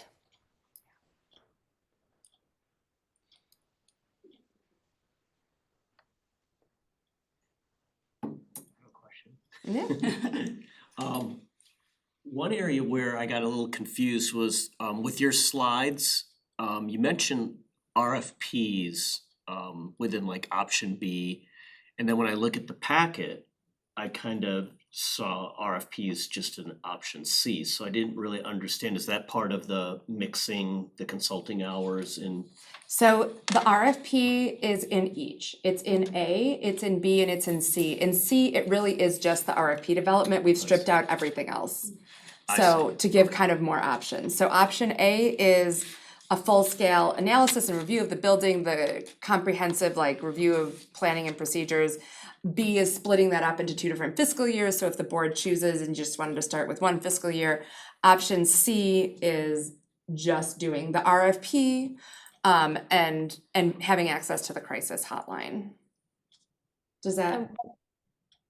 One thing I heard some feedback from the last presentation that I want to kind of, and you wouldn't have seen this all in our terms and conditions, but I want to make clear. I know there was a question of like, okay, what if we get to X point and we realize we don't actually want to continue working with Jaffe and we're in the middle of an engagement?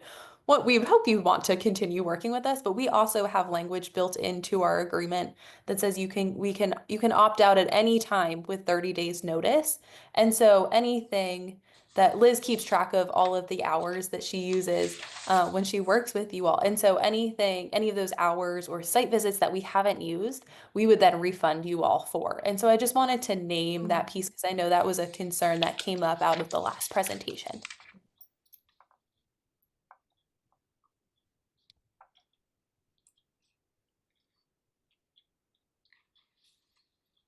I guess another question, I was trying to give other folks some time.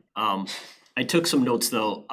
So I'm really impressed with like a lot of the training, the response, the preparedness. You have EMTs. What I didn't hear with the roughly 400 or 500 staff that you have is more on the technology side, the sort of ability for your experts to understand how to integrate systems. Like, do you have architects and engineers on your staff that when you're doing the walkthrough, they will say, okay, now here's how you think about that space over there? Or is that all on Liz? So if we run into an issue that I feel like we would need to address something like that, we have subject matter experts that we partner with Joffy, that I would be able to have access to that information. So I feel based on work that I've done previously that there's a low likelihood of needing to do that, but if we need to, we can. And we have in our, we're talking a little bit about consulting, but one of the other pieces we do is actually security staffing, which is kind of what prompted a lot of this whole conversation back to January when we talk with Highland Park and with you all and with Glenview. But we have campus safety officers is what we call them. They're unarmed security officers, and when they get started, we do a ton of professional development with them. And at the end of kind of their 3-year mark, they can pick one of these couple of paths that they'd like to go down.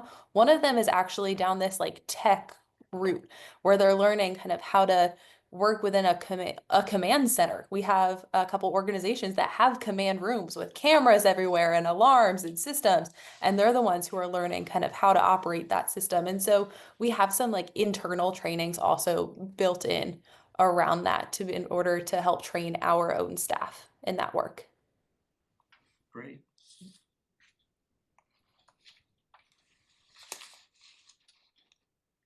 I had just a quick, again, more of a technical question. Option A was priced out at $44,385 with 4 site visits. The 2 bits of option B added together was priced out at more than that, and yet only have 3 site visits. And it's otherwise, as far as I can tell, it's identical, so I'm not really sure why the price differential there. It is. And so the way we've kind of thought about that option being broken out into 2 separate agreements is we would do that first agreement, that January through April piece. And then if we've completed the work, if you would like to continue work, then we'd sign that second agreement. But if we are signing that larger kind of 1.5 year or so, give or take, agreement, that gives Liz the opportunity to strategically plan to use those hours and can strategically combine some of that work time, where she can't necessarily do that in option B, because we're only kind of, for lack of a better word, guaranteeing that we're going to do that first portion and not kind of 100% confident we're going to go into the rest of the work.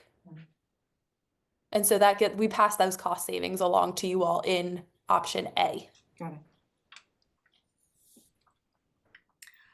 I'm sorry, like, and I don't wanna sound like rude, but like kind of tagging on to the technology piece, I guess that's the one thing I think I still have a little bit, like, not to doubt Liz's ability, but how do we know what she advised, say, like here to put a security camera, like how do we know that is the best work that can be done? Like that's where I was the one that asked about the third party, like how do we check her work to know? Because none of us clearly have a clue. So how do we know that is good work in the more the technical aspect, not to like, I feel like I'm convinced about the training as well as like other more that aspect of things, but that I feel like I'm not 100% there. I did have a So- chance to check references. Okay. And that was something that I had asked about, and Okay. and one of the references, I can't remember their name off the top of my head, had worked on a technology project. And said that it was really thorough, and they felt, it was a school, and they felt like it was appropriate for their budget and for the size of their facility. So from that aspect, I felt pretty confident on the technology side of things. I will also say, as Kate mentioned in her presentation, we have tried to hire consultants to So design. you have like experience. Yeah, dealing with and we We have can't not been able to find find people to do it. We've done 2 different RFPs to try and Yeah. find consultants just to help us write the RFP, and we had no takers either time. Right. And so there's not a large market for that. So that also makes it a little bit difficult to compare with others, because there's not much. So one of the things we did do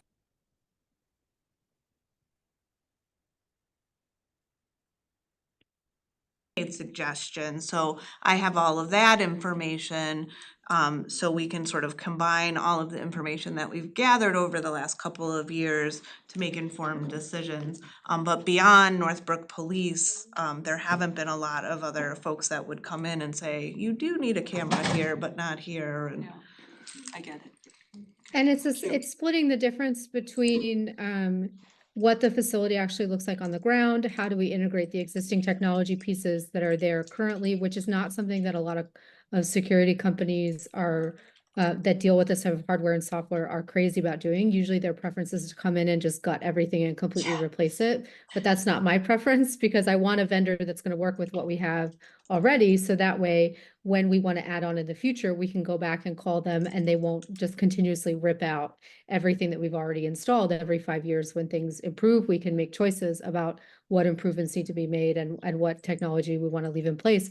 But so it's a balance of those factors, but there are also I hesitate to call them industry standards, but there are certainly best practices that I'm more than happy to reference as we're going along so that you can evaluate and independently audit. I believe in being transparent and sharing the information and where I'm gathering it from. And I certainly don't see myself, and I would hesitate if anyone who did see themselves as being like the final end all be all in any decision in terms of something like where a camera was placed.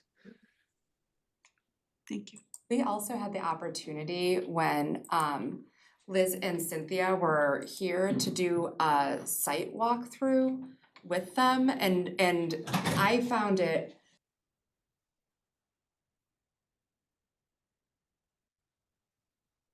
wasn't as easily visible and that like and it wasn't like about the RFP stuff, but it was about like how are people gonna see like just stuff like that I'm like, oh, I had never like so I was really impressed with that because I think that there were things that Liz brought up during that I was blissfully unaware of and that hadn't come up in any of like the fire inspections and things like that. So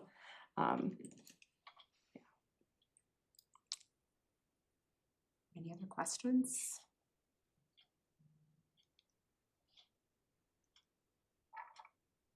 Seeing none. Is Barbara Alright. still, oh, she's. Yeah. Do you have any questions? no. Okay. Okay, so. All right, thank you so much, Yeah. Liz and Colleen. We really appreciate you guys coming and especially I feel like you all cut out at the worst possible time. I no. heard especially you and then nothing after that. And I was like, was it Liz? Was it me? Was it Cynthia? I was gonna just say thank you so much for joining us again and we will you guys can go enjoy the rest of your evenings and Kelly or I'll get back to you guys soon. But we really appreciate having you guys come and share additional information with the board. Thank you. Absolutely. I did tell Kelly that I would send her over. We have like a one pager that highlights Jockey Academy and that crisis hotline. So if you want something like tangible to look at, I'm happy to send that over for her to pass along. But then also happy to answer any other questions that may come up. No, thank you so Thank you very much. Thank you. Thank Thank you. you. A pleasure as always. You know, Enjoy it was the great snow. seeing you all. Yeah, thanks. Bye. Bye.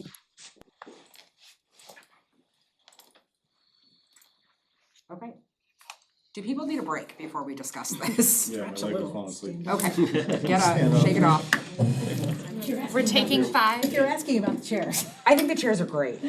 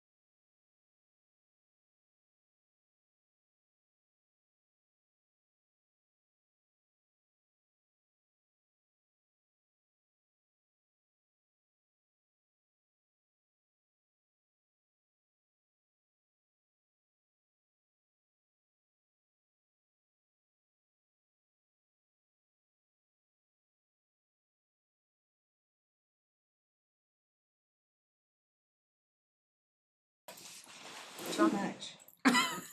Always too much. Somebody should tell them about, Brevity? yes. Okay, aside from that, Well, but they do themselves a disservice. I think that if they had not proven themselves to be as good as they were by actually involving and supporting and being there in such a very positive way, I think that I would still be unsure. But I will take on experience that you all had, the fact that they know what they're doing. Yeah, the documentation, which we didn't share, but I'm happy to, was really comprehensive and which I very much appreciated. I also wanna take some credit, like I had reached out to the board and said, hey, if you have questions, we took all the questions and all the questions from last time and said, make sure that you address every single one of these. And I do think that, yes, they did go a little over, but they also were trying to be thorough, cause they, No, that's just, But that's yes. one person's opinion, which serves as a negative to me. But again, what they did spoke louder than what Yeah. they said. So, I completely agree.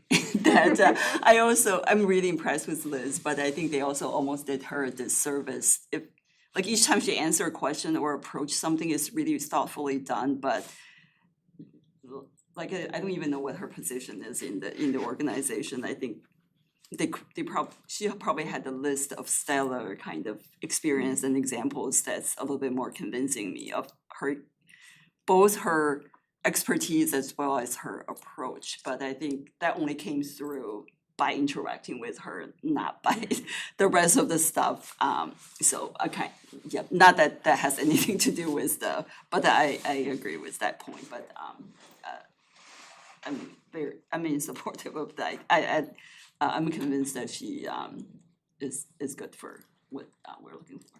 I mean, I think they really proved themselves on the ground. It was sort of like an Absolutely. extended job Exactly. interview, it really was. Yes. And, Yeah. it's really that more than anything we heard here. And also, hearing the level of confidence that you have placed in them. Agreed, exists, yes, and for that sure. speaks volumes to me because I trust your judgment. Mhm. I do think it is unfortunate that we have to do something like this at all, to be honest with you, but 100% agreed. that's a separate matter. because we still need to decide on an option, so is anyone thinking that option C is the right fit for what we need? Are you looking for a vote? I'm just trying to get Just conversation straw started, poll. like, can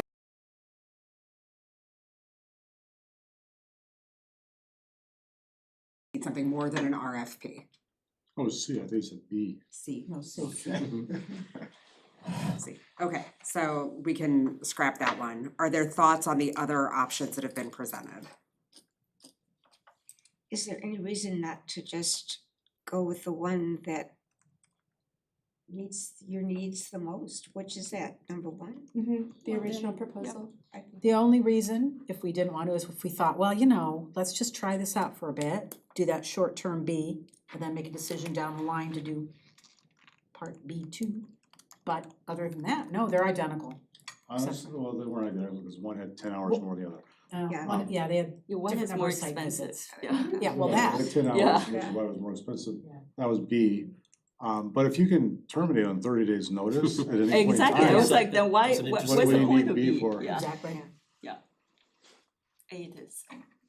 That was so much easier than I thought it was gonna be. Okay, we need a motion to approve option A of the proposal from Jaffe Emergency Services to provide safety solutions and training for the library in the amount of, this number doesn't have. Yes, it does, $44,380. I was like, wait, I was checked looking- it again. There's a lot of numbers here. There's a lot of We went through numbers. this last month I too. know. $44,385. So moved. Thank you, Jamie. A second. Seconded by Nimesh, and roll call for spending money. Mr. Glovinger? Yes. Ms. Oliver? Heck yes. Mr. Patel? Yes. Inspector Bishop? Yes. Ms. Unical? Yes. Ms. Shields? Yes. Thank you all. And I will say this, that was not important to discussion. On November 7th, I have never seen my husband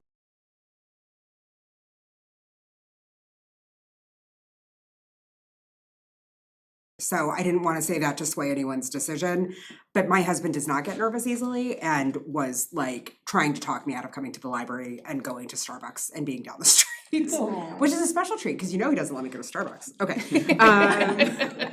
Moving on to FEIN and payroll change. Yeah, and Becky's gonna kick us off and Kelly is gonna go flip with Anna, cause then we're gonna also talk facility stuff, so. Tonight.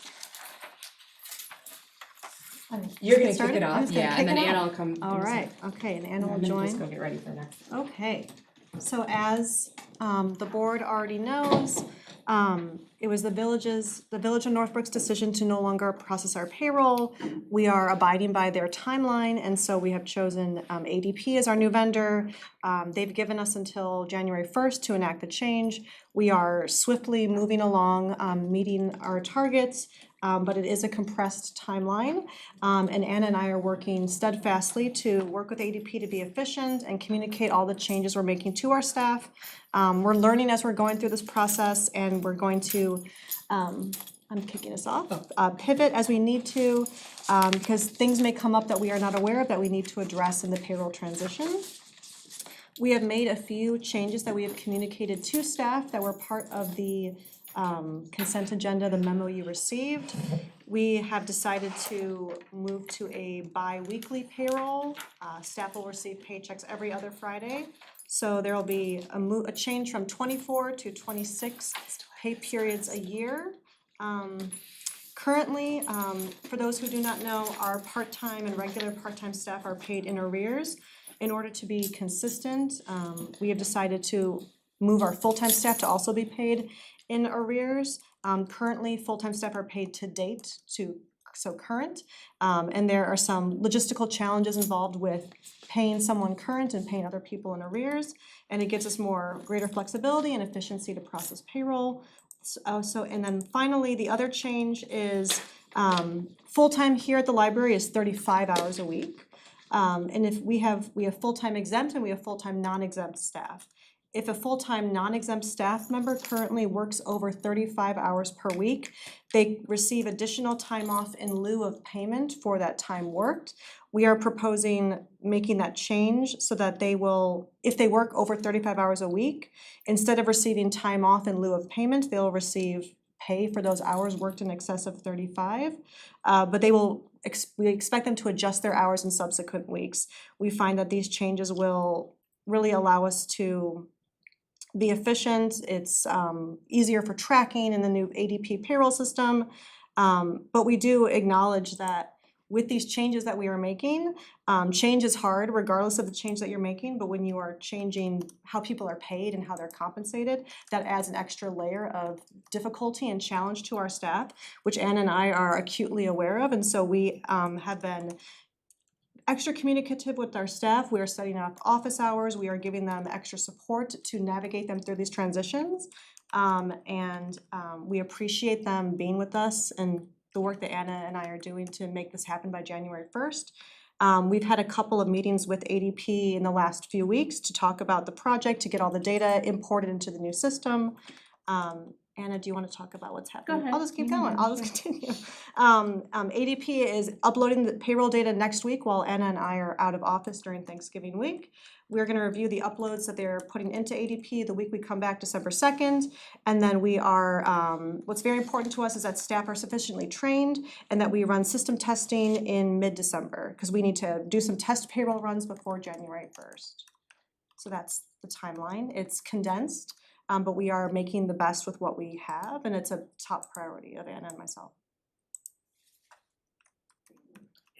Done amazing work considering the timeline. Are you gonna be relying on ADP for tracking time off? They're gonna do a, we're gonna sign up with them to do the formal leave request, so people will have to put in a request through the system. Managers will approve it, it'll get automatically put to.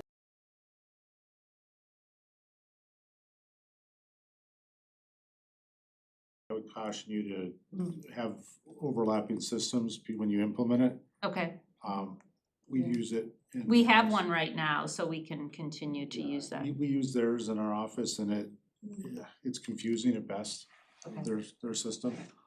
And you're gonna be using the time clock that they have, the time management? It's not a time clock, it's a web-based system, so you go to your desk and you put in your time. Yeah, well, it's their module. You clock that- in. Yeah, and it's their app.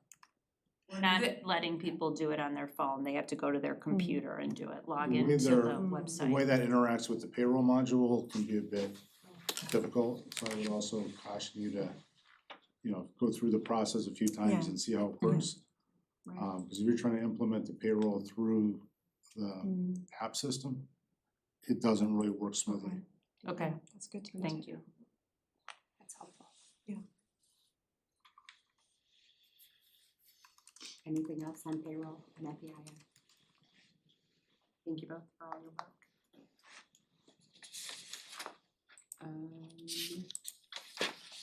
Community engagement? Yeah, so I know we've talked a lot today about safety and security and the community response, but I wanted to talk with the board about how we want to connect with the community and what I feel we need to be doing after recent events. So the goal today is not to make any decisions. The goal is just to get some feedback and share with you all what I think the next steps. Kind of three-part solution. The first portion is an educational component. I think that one of the things that we heard a lot is that and seen unfortunately is a rise in things like anti-Semitism and also a lot of misinformation being out in the community. And I think that the library is uniquely situated to help with mitigating some of that.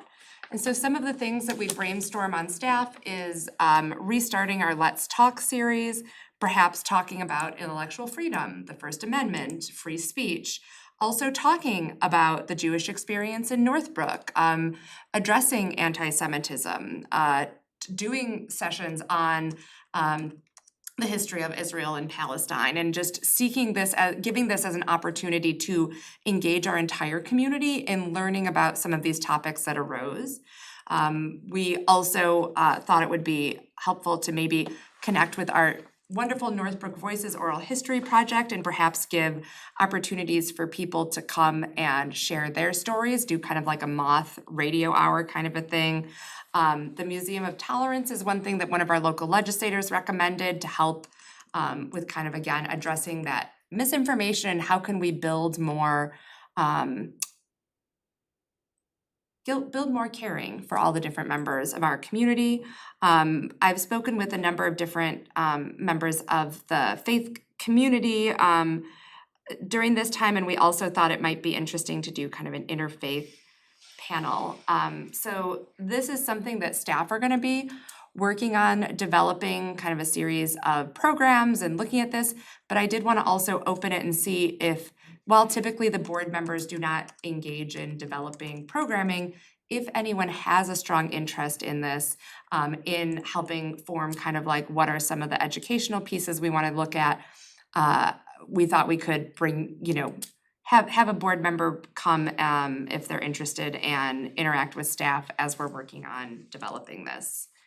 The second piece is really a policy and procedure review piece, which I think is something that the board needs to look at and that we on staff need to look at. As I mentioned earlier, I think that every opportunity, everything that happens is an opportunity to learn and reflect, to think and look at what have we learned, what works, what doesn't work, what needs to be adjusted, who do we need to hear from? And so this is something that I'd like to talk more with the board about in January. I do think that there are things that worked really well with our policies. I think we have strong policies. And I still think it's good to check in and to hear from the community about the ways in which it maybe didn't work as we intended.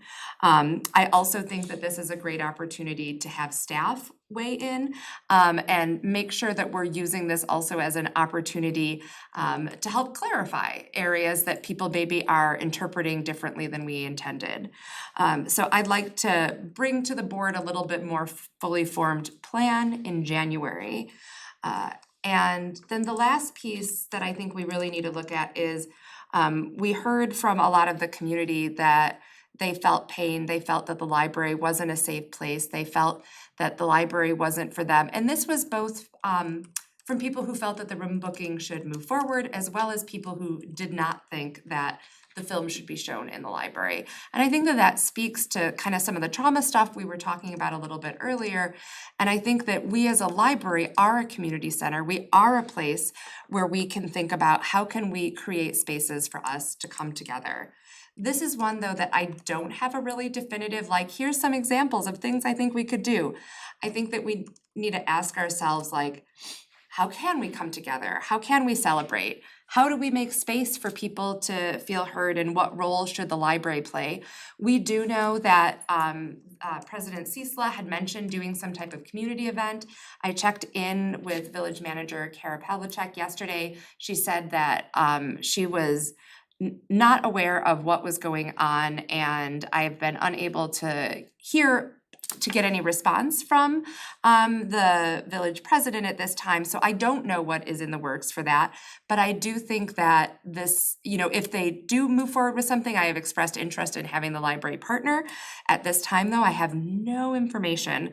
And I think it is something that we need to think about as well. Although I do think it is definitely something that I would want to partner with other units of local government and other partners, other, maybe faith-based organizations in the community, because I do think it is a community-wide thing of how can we address for people some of the harm and look for opportunities for people to come together and hear each other and be together in community.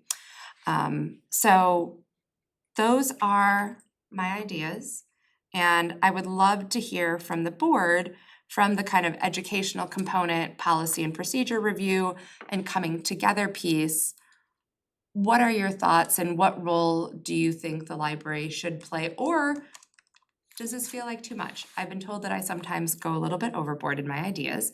So what are your thoughts, and what do we want to pursue, and what do we want to flesh out more, and have me come back in January and bring you more information?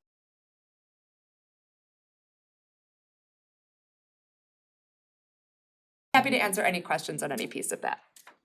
I think I still am pretty raw from what just happened. I'm not sure. How do you know that people want or feel that they need some of these programs? I don't know if It's too soon. for me, Yeah. I just feel I'm not ready.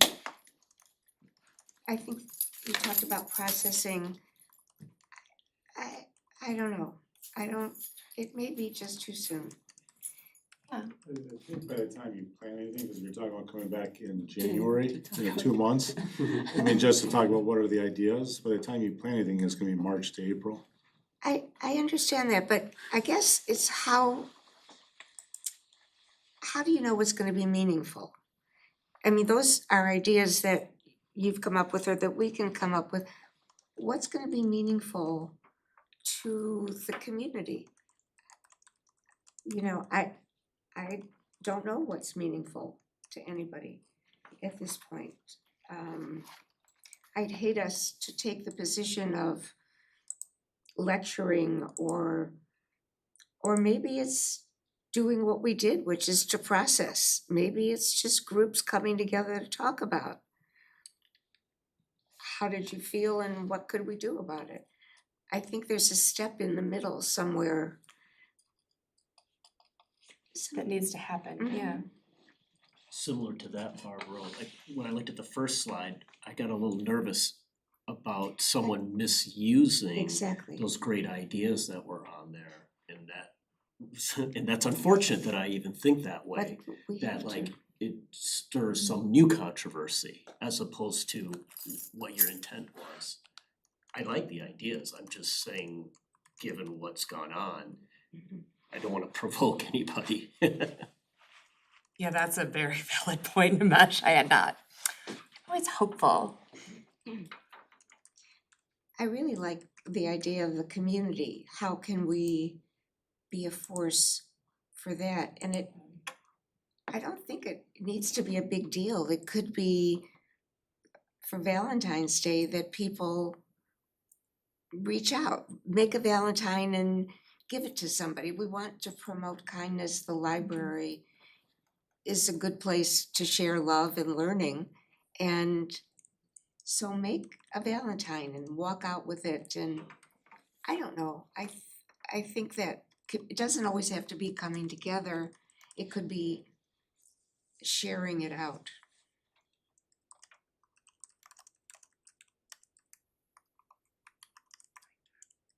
I like the ideas. I wouldn't even know. I don't even know how you could even possibly execute. Like I can't envision it. I like what they are, but I just don't know how you could. What are some of the things we can even do without being misinterpreted? Right. And I still need a therapy dog, by the way. I feel like that Oh, can, Chloe was not available tonight. I'm really sorry. We tried to get her for the board meeting. But in general, that could be an intermediate step. You know, we talked about that human library. Mm-hmm, yep.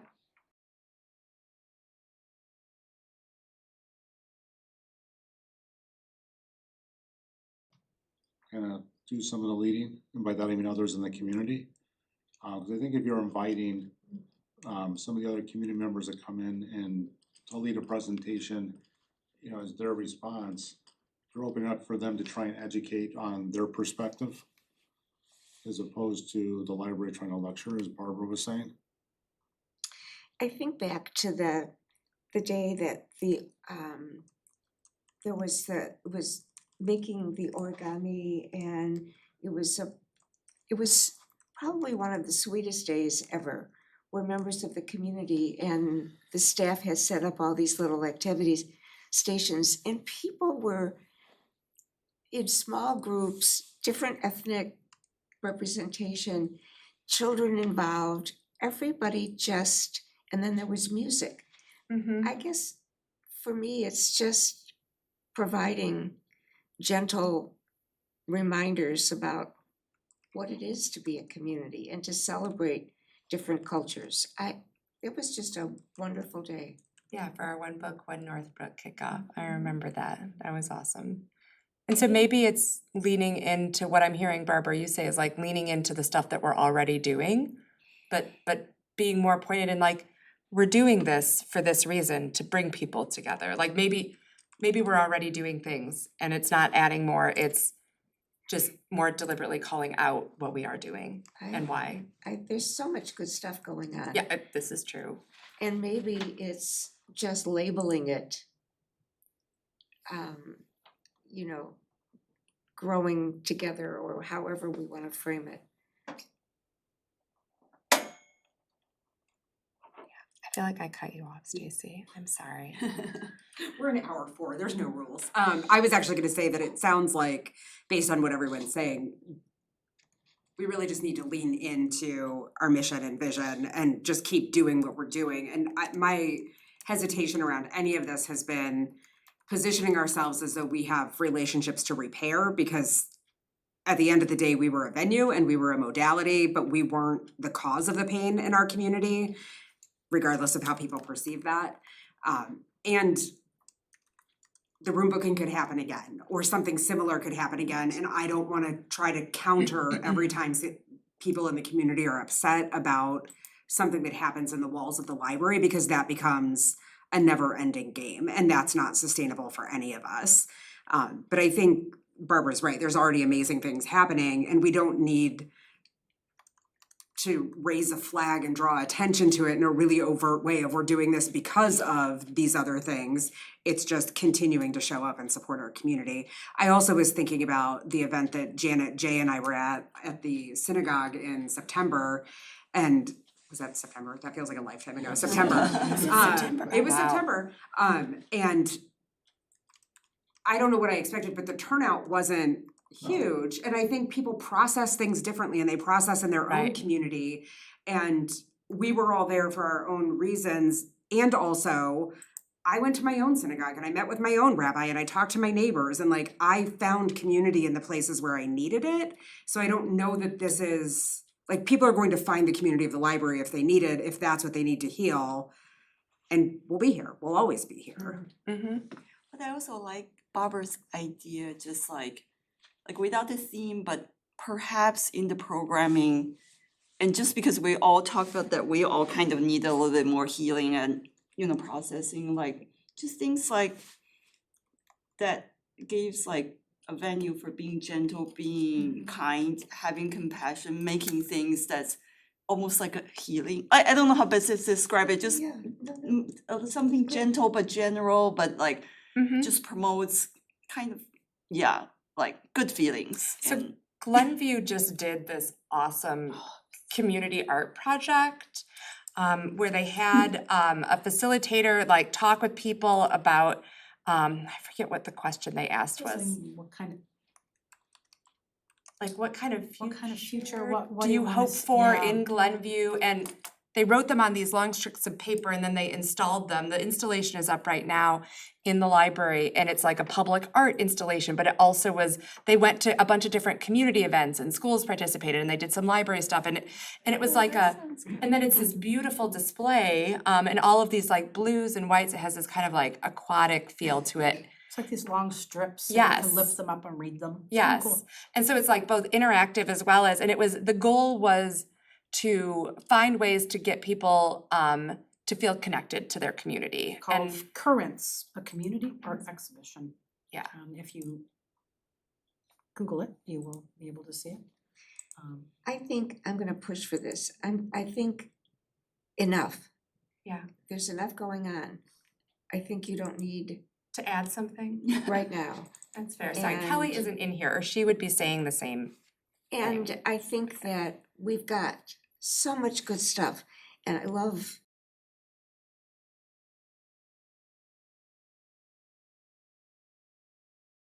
branding, that's exactly it. I don't think you need to do anything else. Rebrand what we're currently doing.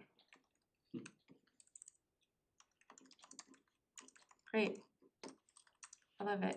Great. Anything else on community engagement? Okay, facilities management outsourcing. Oh, Anna no, and there's I- more? I'm so I sorry. promise, it's gonna be short. Oh. I'm moving these So- on fast. We know after the chiller failure last year, that there were a number of items that were, that we needed to address. And so we knew that we have an aging building. We knew that there was, our previous maintenance managers, throughout the library's history have not necessarily had a operating engineer background. And one of the things that we realize is that our building systems are getting more complex, as Dan talked about last month. We started looking at what our needs were, and in his report last month, Dan mentioned a recommendation to outsource facilities department. And this is something that he had mentioned to Anna and I and that we had started investigating. And we feel that based on a number of different factors, we think that this is a good option to consider. We don't pretend to have all the information yet, but we think that in order to get that, we need to start moving forward and doing an RFP process. So we are bringing this to the board and asking for approval to move forward with an RFP, recognizing that there are things we need to learn. I did pretty Mm-hmm. good You did on very that. good. I was Okay, like, go stop talking, short. let's go. we recognize that there are things that will impact our existing down the staff, I know. This is gonna be a significant shift. We have already mentioned to staff, obviously it's a public board meeting, so staff are aware that this is something we're considering. We are committed and have included in the RFP, and this is a pretty typical practice from the vendors we've talked with, that they would be given the opportunity if they chose to then, if we move forward with outsourcing, to come and be part of that new team. We also feel that there's a lot of other things that we would benefit from, and Anna's gonna talk about those.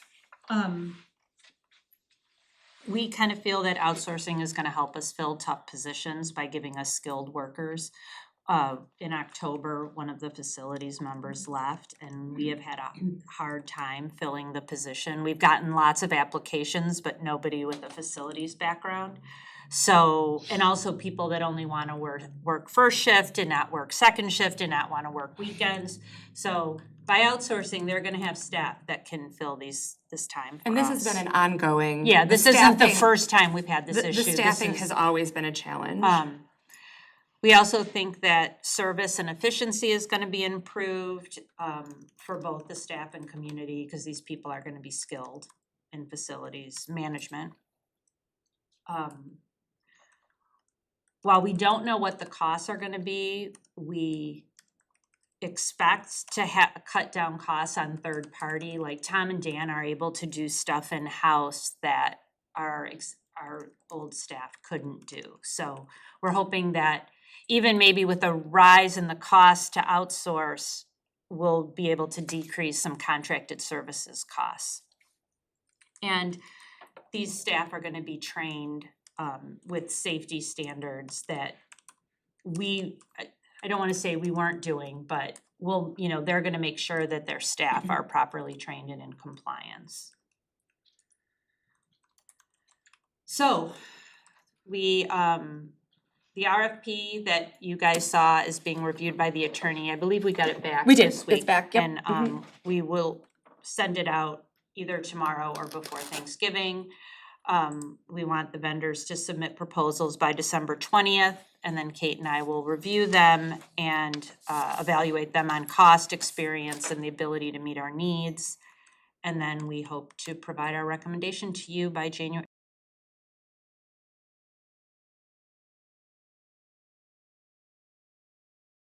On site, doing a walkthrough, getting more of their bona fides, if you will, much like we did when we outsourced IT. I think Jay was the only one on the board at this point that was there when we did that, but did go through a process. And I know that this is a more condensed timeline. Part of that is because at this point, we had thought we would already have posted for a facility manager, and it now is longer, and so we do want to move forward, but we'll take the time we need to make sure we do a thorough investigation. So if in the January meeting, we're like, we're not ready, we need another month to make sure we have everything in order, then we will extend it. So this is the ideal, but not at the expense of making an informed recommendation. And then, Dan and Tom have agreed to stay on for as long as needed, and will share the knowledge that they have gained while they've been here. And then hoping, keeping existing staff will help in the transition. So, like I said earlier, we don't know what the cost is, but we know what we currently pay for staff with benefits and pension and all of that, so we kind of have a guesstimate of where we want to be with this. And if our efforts during our investigation, if we learn that it's just too costly, we'll just pivot and put out a job description for a facilities manager. Our current staff is really important to us, and we want to make sure that the vendor that we hire will keep them on, provide them with a job, and while we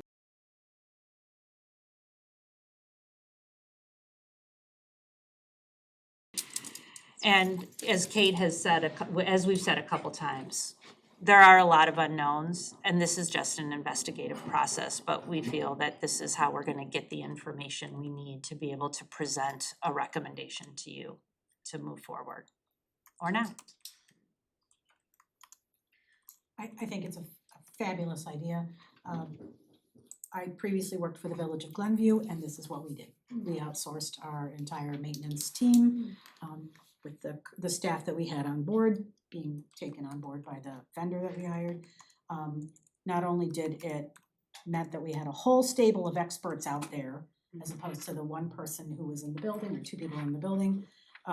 Another thing we did, and this really depends on what you learn, was we were able to develop a 3-year contract which locked in costs.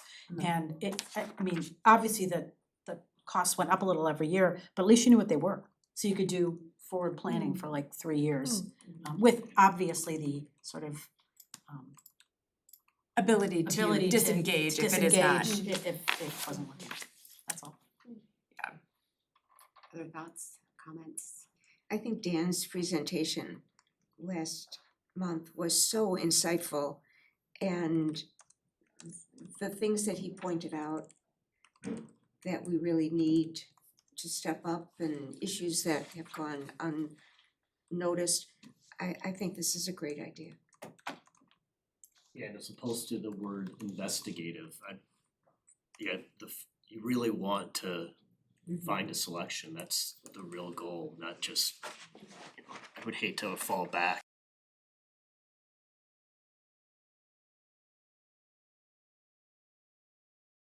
Forward, but know that they're like, if something comes up that is a deal breaker, like maybe it comes back and it's like, oh yes, we could do this, it would cost $1 million a year. Like, okay, well, this is a no-go. Like, there are certain things that I think we both, Anna and I, have talked about that we feel would be real deal breakers. But we also, have talked with a couple companies just to get an idea of if this was a route. And we do feel that this is viable and is an ideal, like, to situate this building, not just for right now, but as it continues to age, knowing that we don't have any plans to build a new building. So we need to maintain this one, and the best way to do that is to have an outside group that can come in and have that additional support and knowledge behind it, even if they're not the people on site. One of the companies we talked to, I was so impressed. They're like, oh yeah, we do monthly drop-ins, like just to check and make sure they're getting checklists done, and we do quarterly walkthroughs, and we do, like, they're doing the same level that OSG is doing of stuff that I wouldn't even know to ask for, that I think is gonna help our building maintain and reduce long-term capital costs, hopefully too. Keep us posted. Before I ask for a motion to issue the RFP, I will say, because someone has to, the timeline is very ambitious. You two have been through a lot in the last 10 weeks. Anna's broken in multiple ways. And I heard you. I heard you say that you're going to be flexible. I also need you to be kind to yourselves, because I understand there's urgency, but you are not saving lives with this. And burning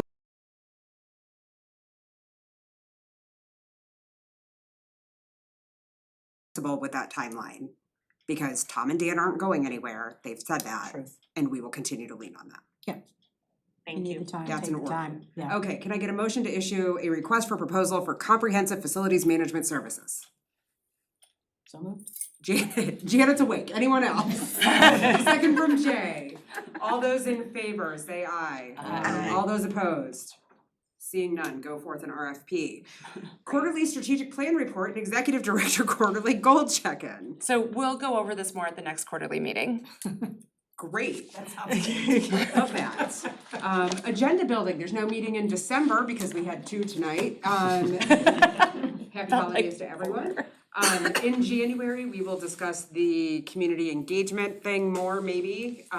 Facilities management RFP presentation and a payroll implementation update. Is there anything anyone else would like to put on the January agenda? But like, please, let's not add anything else to the agenda. Great.